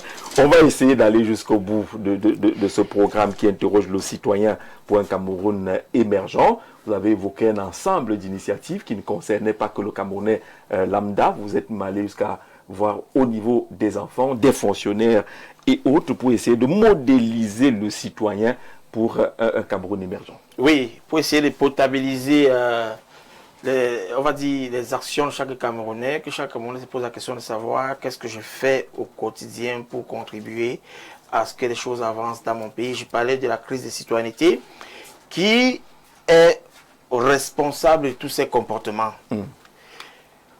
En fait, le Cameroun aujourd'hui, qui trivialement est appelé, même au-delà des frontières, le continent, ressemble à une sorte de jungle dans laquelle c'est la loi du plus fort qui domine. C'est la loi du plus fort. Il faut être fort pour s'en sortir. On est le pays de tu sais qui tu as fait. Tu sais qui je suis, tu sais qui tu as fait, tu sais qui est si... Non. Non. Et tout cela parce que nos dévanciers, justement, et même nous, quand je parlais d'une génération carrément qui est passée à côté, nous devons aujourd'hui revenir à un révisionnisme de mentalité, à une bonne préparation de conscience. Je parlais donc de tous les concepts, parce qu'en même temps aussi, les débats sur le plateau, les facultés oratoires parfois qui ne sont pas toujours au niveau de ceux qui sont censés recevoir l'information, parce qu'il faut quand même tenir aussi compte du niveau d'instruction des populations pour utiliser parfois le langage et leur dire ce qu'ils doivent exactement comprendre et faire. C'est ce que nous faisons sur le terrain avec la caravane Citoyen Modèle. Nous avons organisé les campagnes telles que Fonctionnaire Modèle. Nous sommes allés dans les bureaux et pour ceux qui nous ont reçus et qui sont connectés sur cette émission, ils sont bien d'accord que nos différents passages ont quand même essayé, ont quand même produit un impact. Nous sommes aujourd'hui assez heureux de savoir que à mi-parcours, nous avons presque touché la moitié de la cible que nous souhaitons toucher à l'horizon 2035. Parce que chez nous, nous disons 25 millions de citoyens modèles à l'horizon 2035 et nous travaillons activement à former cette nouvelle marque de citoyens pour le Cameroun. Parce que pour que le Cameroun véritablement pense son projet d'émergence avec sérieux et espoir, il faut savoir que cela ne peut se faire que par des citoyens de qualité. Et sur ce plateau, je voudrais lancer un signal fort à tous ceux qui regardent cette émission en disant: vous êtes un actionnaire du développement du Cameroun. Considérez-vous comme tel. D'ailleurs, M. Jean Jarzé, nous avons déposé aujourd'hui au niveau de la présidence de la République un projet de société dénommé la gouvernance par action. Nous avons soumis ce projet à la très haute attention de son Excellence, Monsieur le Président de la République, comme une contribution qui vient de la plateforme Diaspora Modèle Cameroun, justement dans le but de lui apporter un soutien dans la grande vision qu'il a pour la transformation du Cameroun. Et nous nous appuyons sur le citoyen dans ce projet de société en disant: la gouvernance par action consiste à ce que chaque citoyen, quel que soit l'endroit où il se trouve, quelle que soit la fonction qu'il occupe, se dise qu'il est actionnaire du développement du Cameroun. Tout le monde mise, tout le monde gagne. C'est ça le langage qu'il faut utiliser aujourd'hui. En disant, lorsque vous refusez d'être corrompu et lorsque vous ne corrompez pas, lorsque vous refusez de verser des ordures partout, dans le caniveau et tout, vous êtes un actionnaire parce que vous contribuez justement au développement du Cameroun. Mais comme quelqu'un disait tantôt, quel leader aussi pour l'émergence du Cameroun? On aimerait bien que tous les Camerounais comprennent dès lors qu'ils sont, à partir du moment où ils sont actionnaires, ils doivent également bénéficier justement des dividendes qui sont liés à ces actions positives qu'ils sont capables de mener au quotidien pour le développement du Cameroun. Mais comme justement on n'est pas toujours certain de la répartition équitable justement des retombées, c'est la raison pour laquelle aujourd'hui il y en a qui ont vraiment démissionné de leur citoyenneté et ne veulent plus participer. Mais non, nous devons nous lever parce que quand on parle de l'émergence, ça concerne le Cameroun, ça concerne tout le monde. Nous sommes fiers aujourd'hui de de voir comment ça se passe de l'autre côté. Nous sommes très, on va dire, très équilibrés quand on est de ce côté-là. Mais on se rend compte que ce n'est pas les actions des citoyens que ces pays ont atteint au niveau où ils sont aujourd'hui. Est-ce que l'attitude des Camerounais aujourd'hui, ceux qui disent finalement que nous, quoi, là, on va faire quoi? On laisse seulement, on vous a laissé. Est-ce que ce n'est pas un ensemble de frustration et d'injustice qui amène le Camerounais à ne pas être ce citoyen actif? C'est forcément, c'est parti de quelque part. C'est parti des frustrations, c'est parti des pseudo-tentatives qui ont été faites et qui n'ont pas porté de fruits. Mais il y a quelque chose que je voulais vous faire remarquer, Jean-Jacques. Je suis enseignant, j'aime souvent le rappeler, chargé même de la discipline quelque part. J'observe quelque chose en les enfants. La justice a foutu le camp. C'est-à-dire que si vous avez un groupe d'enfants et que l'un pose un acte négatif, celui qui le dénonce devient la cible des autres camarades. Je ne sais pas si vous voyez l'image que je suis en train de vous présenter. C'est-à-dire que vous êtes en classe. Il y a forcément quelqu'un qui a un autre moule éducationnel qui le pousse par exemple à voler. Quand il vole, son camarade le voit. Mais pour peu qu'on le dénonce, un autre le dénonce, il y a un groupe qui se constitue en indiquant que celui qui a dénoncé est méchant.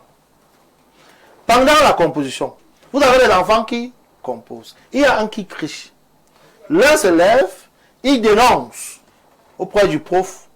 Les enfants disent que celui qui a dénoncé est méchant. Parfois, il devient rejeté par les autres. Je ne sais pas si vous mesurez l'ampleur qu'une telle attitude peut construire dans une société qui veut donc être émergente. Ça veut dire quoi? Ça veut dire que les citoyens aujourd'hui, notamment les parents, ont une mission énorme pour s'aimer la graine en les enfants. Que les enfants apprennent que la justice est le centre, même l'épicentre d'une nation qui veut émerger. Et cette justice passe par des petites actions que nous posons au quotidien pour ne pas être complice du faux. Dénoncer, et dans la dénonciation rejoint la citoyenneté active. Parce qu'entre autres, si vous êtes dans un cadre où des gens posent des actes malveillants, vous marchez en route, vous voyez une route initialement propre, et un individu avance devant vous, il jette une ordure au sol. Le bon sens du citoyen actif que je suis impose que je dise, et c'est ce que je suis en route, monsieur, vous ne voyez pas que la route est propre. Pourquoi est-ce que ça vous coûte, qu'est-ce que ça vous coûte de pouvoir garder votre objet et aller le mettre dans la poubelle? Mais vous avez et puis, quand vous dites ça à quelqu'un, il vous répond que c'est toi qui balais. C'est toi qui balais. C'est toi qui balais. C'est ton problème. Voilà le type de citoyen qu'on a. C'est-à-dire qu'il ne comprend pas, il ne mesure pas l'importance de la chose publique. Et vous voyez comment les gens utilisent le bien public. Dans les services publics, déficit de citoyenneté, participative, vous avez des individus qui ont la clim allumée, l'ampoule allumée, une série, pour ceux qui sont même dans les positions privilégiées, une série d'appareils allumés dont ils ne se servent pas. Motif, ce n'est pas lui qui paye. Vous avez des individus à qui on donne par exemple des cartes de crédit et autres. Des bons de carburant. Des bons de carburant, ils partagent à tout le monde. Or, on lui a donné pour le service. Vous avez des individus à qui on donne un véhicule. Il fait de ça ce qu'il veut. Très loin de ce qu'il doit faire. Donc, voilà le type de citoyen. Et pour répondre à votre question, si on veut être émergent, c'est le type d'attitude dont on doit se débarrasser. On doit davantage s'éloigner des contre-valeurs. Malheureusement, les contre-valeurs sont ancrées en nous et par ricochet sur les enfants. Quand vous regardez le comportement des enfants au Cameroun, j'ai le privilège de les côtoyer au quotidien. Je mène souvent mes réflexions internes et je dis, est-ce qu'on va arriver? Vous avez une propension d'enfants tricheurs. Vous avez un enfant qui te dit que papa, on m'a dit qu'il y a l'eau. il y a l'eau. Il a le courage. Un gars dit qu'il veut le téléphone. Parce qu'on lui a dit que l'eau coule à partir de 2 heures. Donc voilà l'enfant qui a préparé toute l'année scolaire, enfin, qui n'a pas préparé l'année scolaire, mais qui attend que le dernier jour, il aura la recette. Et voilà le type de citoyen. La propension à l'argent facile. On ne peut pas être émergent si on ne travaille pas. On ne peut pas être émergent si on est à la quête du petit argent, des jeux du hasard. Et donc pour être émergent, il faut redéfinir ses activités. Un enfant qui sait que dès qu'il a son téléphone, il met 5 ans, il y a Aviator, il ne fait pas la publicité. Un truc qui est que ça vole, à peine, si tu as bien joué, ça te donne 5 000. Il ne travaille pas. Le goût de l'effort, pour lui c'est le travail. Il se détourne dans des valeurs même spirituelles. Franc-maçon convoquait la spiritualité tout à l'heure. Celle occidentale, et qui n'est même pas loin, et qui est également, pareil à celle africaine, repose sur le fait qu'on ne doit manger que si on a travaillé, et qu'on ne peut manger que si on ne travaille. On ne peut pas être émergent si les gens ne travaillent pas. On ne peut pas être émergent si on a des gens qui vont au travail, mais qui ne travaillent pas. Jean-Jacques, est-ce que tu peux comprendre que nous sommes dans un pays où il est clairement écrit que si tu veux un service administratif au Cameroun, il faut parler le vendredi. Pourtant, le vendredi est un jour ouvrable. On peut être émergent. C'est-à-dire qu'on te dit, si tu parles maintenant, tu dis pas tôt. Comme si on avait défini le code du travail et la durée de travail au Cameroun. C'est connu. Les pratiques sont claires. Le gars te dit, ne viens pas le vendredi. Le vendredi, les services sont vides. Est-ce qu'on peut être émergent comme ça? Parce que les gens ont totalement, se sont déchargés de la responsabilité citoyenne qui contribue à l'émergence. Et donc, en réalité, à l'état actuel des choses, l'émergence, si on compte sur le citoyen, n'est pas ça peut être compliqué. Être citoyen, c'est plus que la carte d'identité, on est d'accord là-dessus. C'est adopter un comportement, respecter les lois et les règles de vie commune, participer, voter, payer l'impôt, défendre le pays si besoin est, défendre le pays, je souligne cela, respecter les autres, tolérance, solidarité, civisme, s'impliquer pour l'intérêt général, pas seulement l'intérêt personnel, c'est un peu ce que vous définissiez tout à l'heure. Et lorsqu'on regarde le Cameroun d'aujourd'hui, notre Cameroun, c'est nous les acteurs d'aujourd'hui, est-ce qu'on est proche d'être des citoyens? C'est pas impossible, Jean, mais il y a beaucoup à faire. Pourquoi? Parce que vous avez souligné tout à l'heure un élément assez important, faisant allusion du fait que la qualité du citoyen se détermine également par la qualité du leader, la qualité des dirigeants. Oui. Jean Zé, quand vous êtes dans une configuration où le dirigeant vient au défilé avec une voiture qui coûte des centaines de millions. Et sa voiture, non? Avec des perruques. Oui, c'est sa voiture. On y arrivera. Avec des perruques qui coûtaient des millions, voire des dizaines. Avec des habits qui coûtaient, pendant que la grande majorité de la population vit sous le seuil de la pauvreté. Et quel est le type de citoyen que vous voulez construire? Parce qu'il faut savoir qu'à la base, on a des consciences très très fragiles. Oui. Très fragiles, qui ne sont excités que par le paraître. Mais il faut reconnaître que cet imaginaire, en fait, est influencé, ou alors pour dire, est construit par ce qu'il voit vis-à-vis des aînés. C'est pourquoi je dis que c'est très très grave. Quand vous avez donc des consciences fragiles qui apprennent qu'un papa, un chef de famille, a détourné des centaines de milliards de francs CFA, il apprend qu'en 20 ans, le Cameroun, la dette du Cameroun tourne autour de 14 000 milliards, mais à 20 ans, ce qui a été détourné se rapproche de cela. Puisque ce sont des informations qui sont réelles. Oui. Ouais, il apprend que pour la construction du stade, on a détourné tel nombre de milliards. Pendant la période de Covid, les membres du gouvernement, vous allez construire quelle citoyenneté avec ça? À lui, on lui demande de serrer la ceinture. À lui, vous allez construire. C'est-à-dire qu'il faut qu'on se dise les vérités en face. On va construire quelle citoyenneté? Maintenant, est-ce ça dit que c'est impossible? Non. C'est la raison pour laquelle, personnellement, pour moi, j'ai une autre conception de ce qu'est un leader. Personnellement, un leader, ce n'est pas simplement quelqu'un qui occupe une fonction régalienne. Ça veut dire qu'au sein de la population, il peut y avoir là des leaders qui émergent.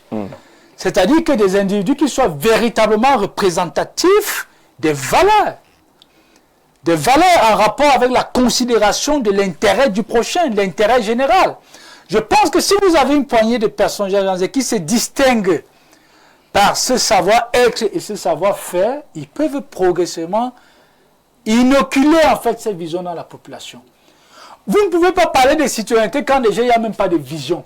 Parce qu'on dit un pays n'a des richesses que son patrimoine humain, c'est-à-dire le citoyen. Ça veut dire à la base, vous avez une vision en rapport avec la constitution de l'État. Mais vous vous appuyez sur qui? Mais c'est sur la population.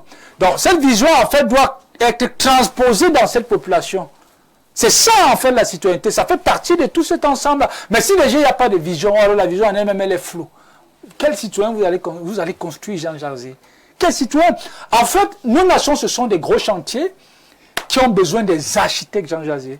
C'est-à-dire des gens en fait qui, on peut dire, s'élèvent en conscience et qui comprennent qu'ils ne sont pas là uniquement pour eux, uniquement pour leurs petites familles, uniquement pour leurs amis, uniquement pour leurs copines. Parce que c'est ça qui tue notre pays. Et c'est ce que les jeunes copient. C'est ce qui influence l'imaginaire des jeunes. Mais après, on va se plaindre de la jeunesse. Bien sûr, il est vrai qu'on a une minorité de jeunes qui se démarquent. Je ne dis pas non.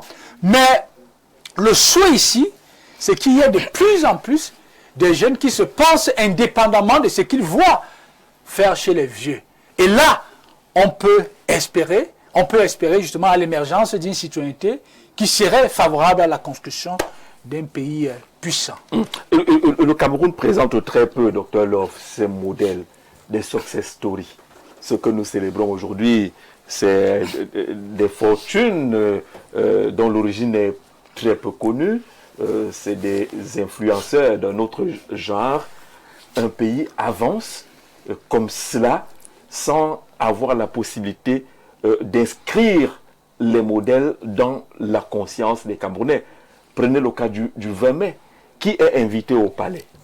Est-ce que les modèles sont visibles au palais? Là où c'est le plus grand miroir de ce que le Cameroun a comme représentation. Mais est-ce qu'il y a ces modèles de ce côté-là? Les gens qui peuvent inspirer celui qui a Jacquiri et autres de dire que mais j'ai connu Dr Love, il était un animateur, on en riait souvent, il faisait comptoir d'Afrique. Aujourd'hui, il parle au sommet du monde. C'est traçable, c'est visible, sa trajectoire. Mais ce qu'on amène là-bas, qu'on associe parfois à des campagnes citoyennes au Cameroun et qui ne sont pas des modèles de citoyenneté. Alors, Jean Jarzé, vous touchez là, on va dire, vous posez là le curseur sur quelque chose de très important. Vous savez, il y a moins de 2 ans, alors que j'étais dans un pays loin d'ici, sur la toile, il y a un jeune homme qu'on a présenté comme résident de la ville, dans la ville de Konsamba. Ce gars avait ramassé un porte-monnaie. Et dans ce porte-monnaie, il y avait une importante somme d'argent. Et le réflexe que ce jeune a eu était d'aller au commissariat avec le porte-monnaie. Alors, à cette époque-là, c'est une actualité qui avait déchaîné beaucoup de commentaires, beaucoup de passion et même beaucoup d'émotions. Au niveau de la plateforme citoyenne modèle, Diaspora Modèle Cameroun, nous avons suivi la trajectoire de ce jeune jusqu'à le repérer. Alors, nous avons pris ce jeune comme quelqu'un qu'il fallait absolument présenter à la société. Ah oui.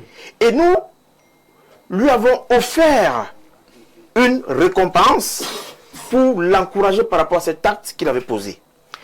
Et voilà, depuis lors, ce jeune a disparu. Porté disparu. Il est porté disparu. Et nous avons pensé... Tous nos majors sont portés disparus. Il a eu le bac à 15 ans, on ne voit plus. On ne voit plus, c'est plus où il est. Vous vous imaginez un jeune qui ramasse aujourd'hui un porte-monnaie et qui a pour premier réflexe d'aller dans un commissariat déposé. Et beaucoup d'autres jeunes, pour revenir à ce que l'enseignant disait tout à l'heure, beaucoup d'autres jeunes trouvaient que ce gars était malade. L'idiot. Mais c'est pas possible. Qu'est-ce qui lui arrive? Mais nous avons essayé de donner la dimension intellectuelle, la dimension citoyenne qui s'imposait par rapport à cet acte-là. Et nous avions même émis à l'époque le souhait qu'il soit reçu par des autorités. C'est-à-dire qu'on en fasse vraiment une mascotte de la citoyenneté active au Cameroun. À notre niveau, nous avons fait ce que nous pouvions avec le peu de moyens que nous avions. Et vous comprenez donc là que, justement, aujourd'hui, ceux qui sont présentés à nos enfants ne sont véritablement pas les modèles. Et nos enfants sont assez intelligents pour s'en rendre compte. Ils savent très bien que ils savent bien que la société camerounaise évolue vraiment en lambeaux en ce moment. Et donc, vous avez parlé de la présidence. J'y étais. Et j'en profite d'ailleurs pour remercier le gouvernement camerounais pour l'invitation qui a été adressée à notre plateforme et au-delà, aux autres compatriotes de la diaspora. Donc, nous sommes venus au Cameroun à l'invitation du gouvernement camerounais via le ministère de la Jeunesse et de l'Éducation civique à l'effet de participer aux activités de la 54e édition de la Fête de l'Unité, dont nous avons eu un carré spécial diaspora. Et après, nous sommes allés à la présidence. Justement, moi qui étais, je peux ici, sur ce plateau, à votre permission, essayer de brosser un peu le sentiment que j'ai eu personnellement. Alors, une fois à la présidence, bon, c'était pas la première sortie du genre, ça c'est clair, mais quand même, on parlait là de la 54e édition de la Fête de l'Unité. Justement, je me suis posé la question à un moment donné de savoir au milieu de qui j'étais en fait.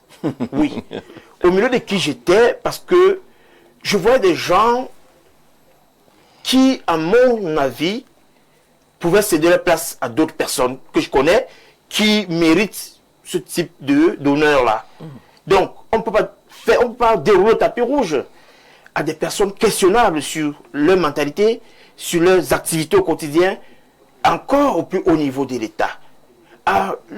Nous souhaitons qu'une sélection majestueuse soit faite et que ceux qui ont des relents de contribution concrète pour le développement de ce pays soient honorés au plus haut niveau, avec toute la délicatesse qui va avec toutes les couleurs qui vont avec toute la solennité qui va avec.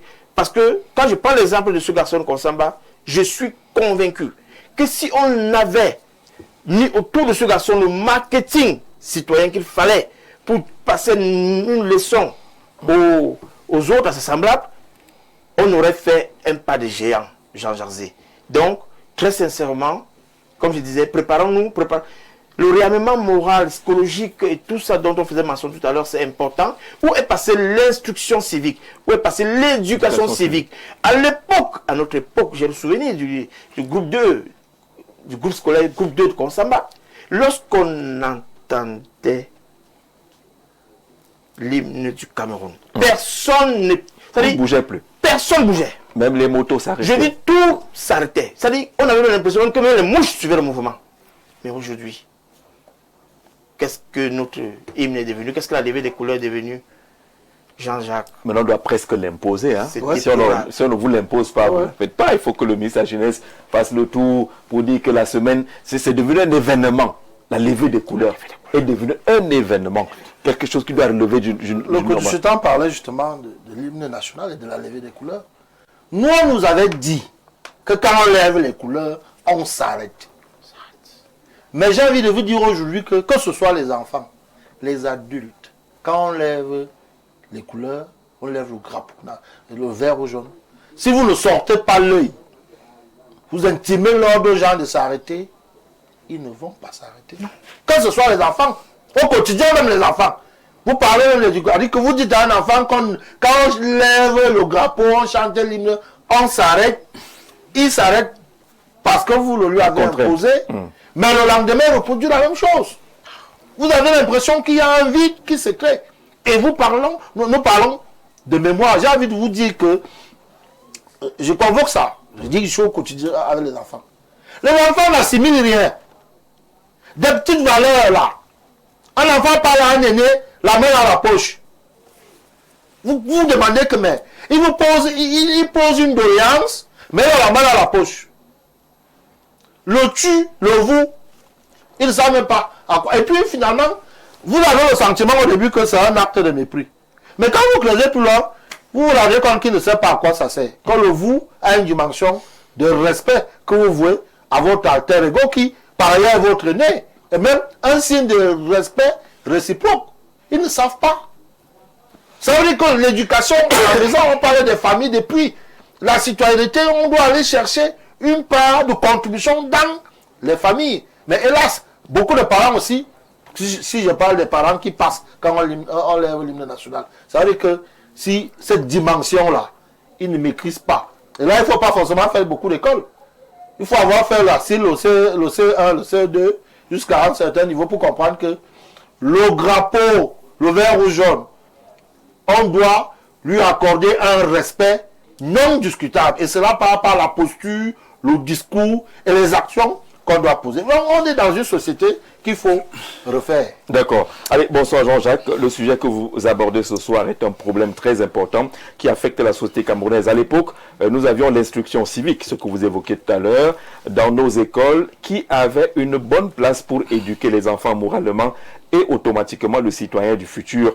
On ne change pas l'équipe qui gagne. Retournons à l'ancien système. S'informe bienvenue Aurélien depuis Abuja, au Nigeria, qui nous suit. On salue tous les Camerounais qui sont de l'autre côté. Bonsoir. Pour ma part, le citoyen du Cameroun émergent ne doit plus être un consommateur de théories importées, mais un créateur de solutions globales. C'est depuis le Cameroun qu'a été conçu le 4e et dernier système de protection sociale au monde, le système Messine, reconnu par la science et propulsé par l'algorithme Souvera. Pourtant, le constat est là. Si j'étais un bon Bismarck 4 venu d'Occident, on me recevrait avec les tapis rouges et les enjoliveurs. Mais parce que cette ingénierie est camerounaise et vise à transformer nos ressources invisibles en briques et béton pour le monde, l'ancrage institutionnel reste un combat. L'émergence commencera quand nous ferons confiance à notre propre génie. Excellente émission, merci à vous, même si vous n'avez pas signé votre message. Et je conçois, vous êtes au cœur du système évoqué tout à l'heure, mais sinon on va prendre quelqu'un d'autre. Bonsoir Jean-Jacques, ainsi qu'à ton riche panel, ainsi qu'à la qualité du citoyen dépend de la qualité des leaders. On revient sur cette notion de leader d'épée. La question à poser avant, c'est quel leader pour un Cameroun émergent? Charles de Douala. Et justement, la question qu'on a posée tout à l'heure, et vous allez répondre aussi, ceux qu'on célèbre sont-ils des leaders qui méritent d'être célébrés? Sont-ils à leur place? Incarnent-ils quelque chose? Vous avez vu les médailles du 20 mai. À qui donne-t-on la médaille au nom du Cameroun? Qui est-ce qu'on reçoit à la plus belle vitrine, la plus haute vitrine du Cameroun, qu'est la présidence de la République? Jean-Jacques, merci pour la question intéressante, mais je voudrais revenir sur un élément important qu'a souligné M. Hubert sur le drapeau, le respect justement du drapeau. Qu'est-ce qui se passe en fait? Le drapeau, c'est une symbolique de l'autorité de l'État. Quand vous détruisez l'autorité de l'État, mais vous donnez lieu à la débandade. Le drapeau en partie. Mais bien sûr, le drapeau en partie, Jean-Jacques. Il y a des comportements au sein d'une nation qui détruisent l'autorité de l'État.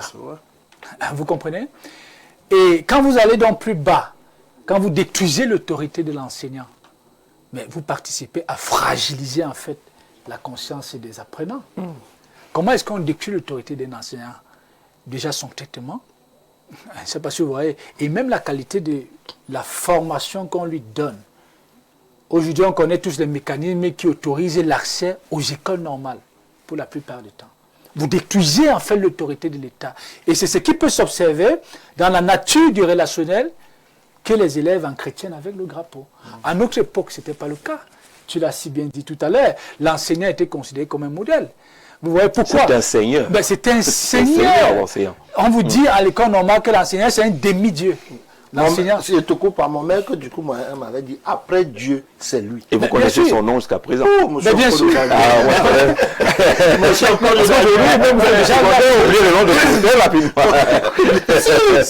C'est exactement ça. On a détruit en fait l'autorité de l'État. Et c'est ce que l'on observe. Et vous avez évoqué également quelque chose d'important. Quels sont les gens qu'on brandit comme des modèles? Voyez-vous, Jean-Jacques, le sport, on dit le football c'est le sport roi. Pendant l'organisation de la CAN ici, c'était en 2021. Oui, 2021, oui. Quel était le type d'artiste qu'on avait invité lors de l'inauguration? Dans les cérémonies importantes, on invite des artistes qui chantent des choses, qui créent des passions terribles chez les enfants. Et après, on va aller dire qu'un jeune a attrapé une petite fille en quoi bande. Il ne sait pas ce que vous voyez. Quand on s'en rend compte qu'on fait la promotion de certains influenceurs qui n'aident pas beaucoup à la construction d'une psychologie saine. Vous comprenez, c'est cela. Et pour répondre à votre question, le leadership, Jean Jarzé, on dit le leader, c'est l'esprit. Hein. On n'est pas leader parce qu'on a beaucoup d'argent. Non.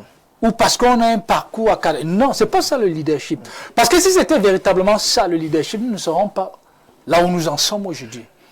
Un leader, c'est quelqu'un qui est beaucoup plus conscient qu'il a un esprit de sa dimension spirituelle. Et il travaille justement à transmettre cette façon de se penser aux populations pour construire l'État.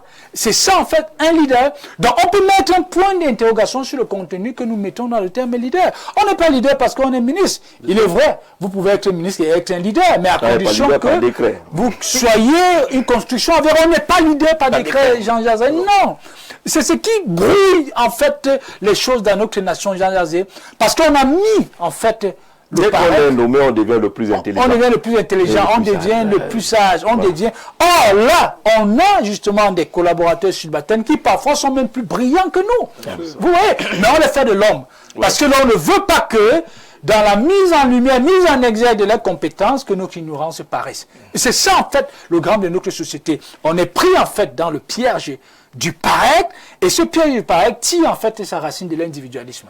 D'accord. Bonsoir, Jean-Jacques. Le manguier ne donne pas les goyaves, ça c'est évident. Évident.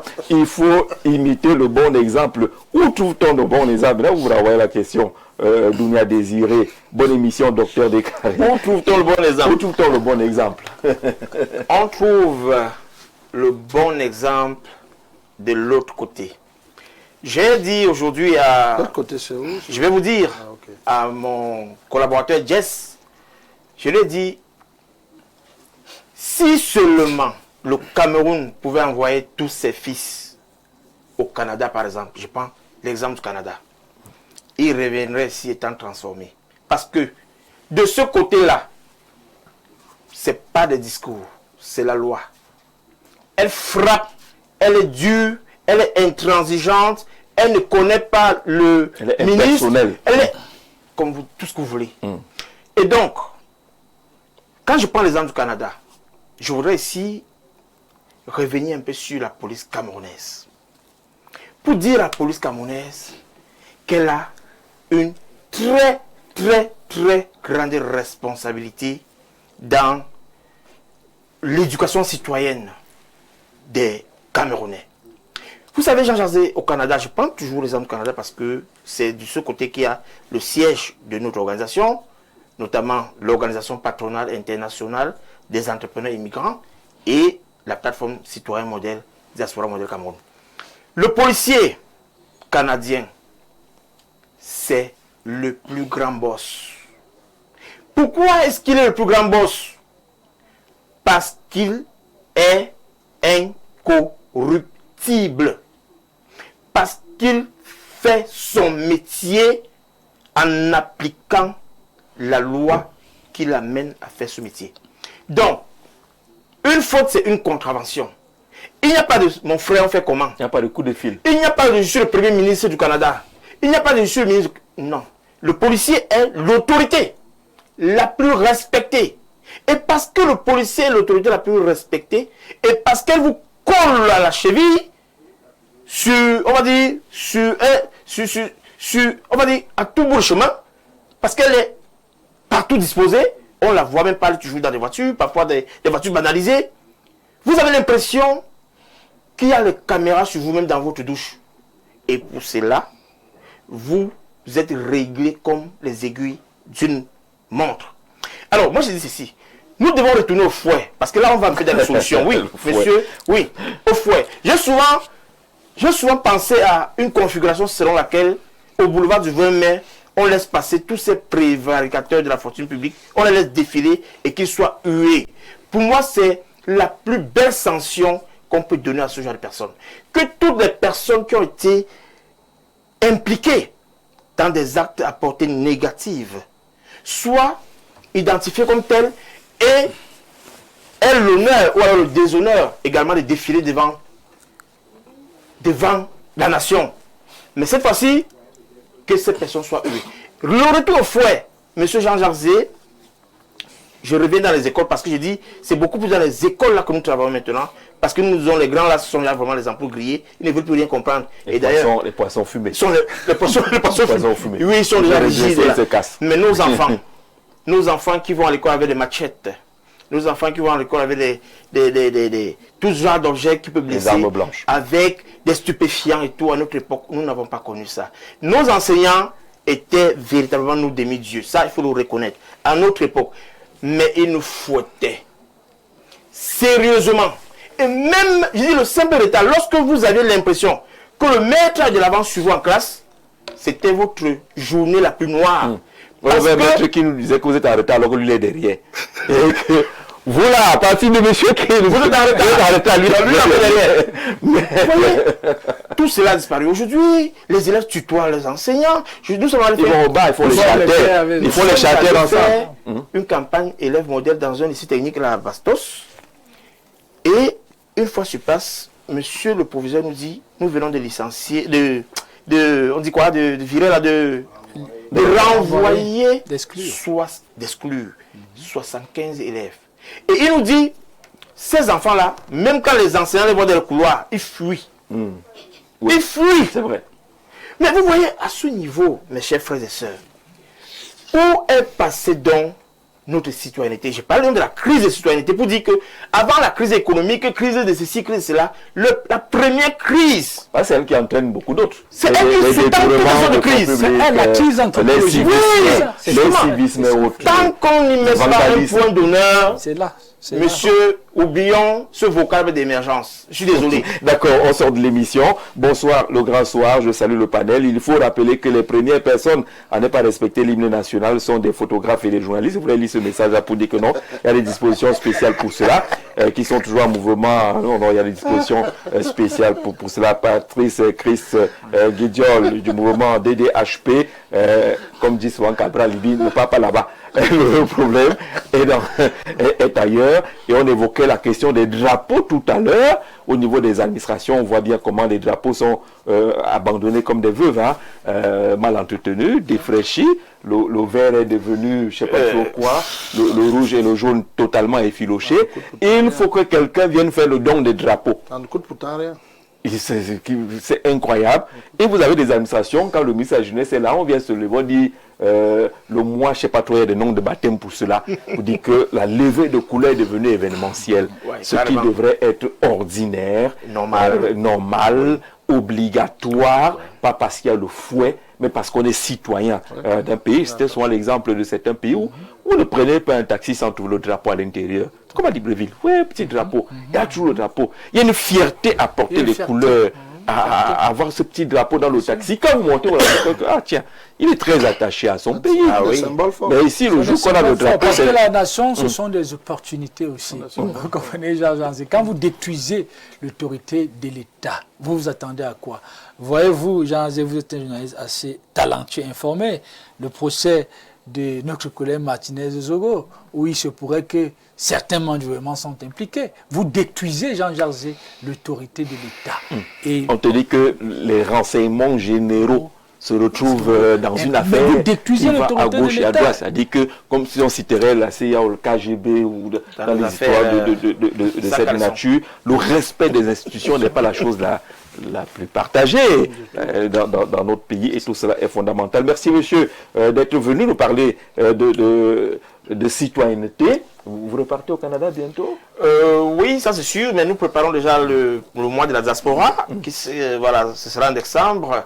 Et vous savez aussi, on n'a pas évoqué les réseaux sociaux. Nous avons mis sur pied un observatoire africain des réseaux sociaux. Ça, on pourra en parler. Et c'est l'occasion pour moi de vous remercier. L'observatoire africain des réseaux sociaux. Oui, des réseaux sociaux par le ministère de la Communication. Et voilà, parce que nous comprenons aujourd'hui que les réseaux sociaux représentent également un élément qui distrait beaucoup de jeunes. Il faut recadrer tous ces jeunes-là.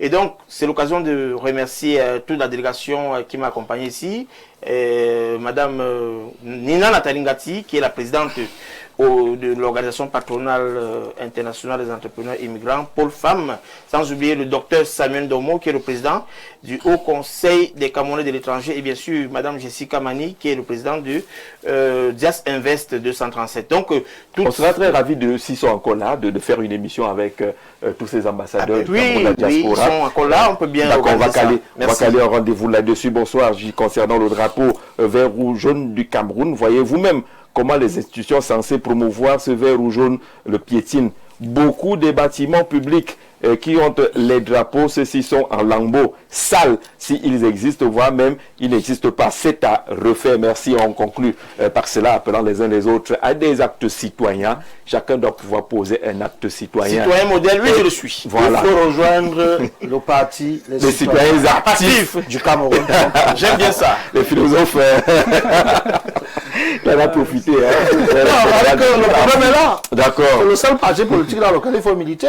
Si on avait des problèmes d'écologie, on allait dans le parti écologiste. Mais on a un problème de citoyenneté. Là, on a un problème de citoyenneté. C'est la base de... Ce n'est que là que chacun devra exprimer. Encore qu'il y a la citoyenneté écologique aussi. Tout ça. D'accord. Demain, retrouver Stéphane Barga donc, pour le compte de Le Grand Soir. Et puis dimanche, libre expression avec Parfait Haïti. Et je vais le citer avec tout cela. Vous faites encore quoi ailleurs? Très bonne soirée.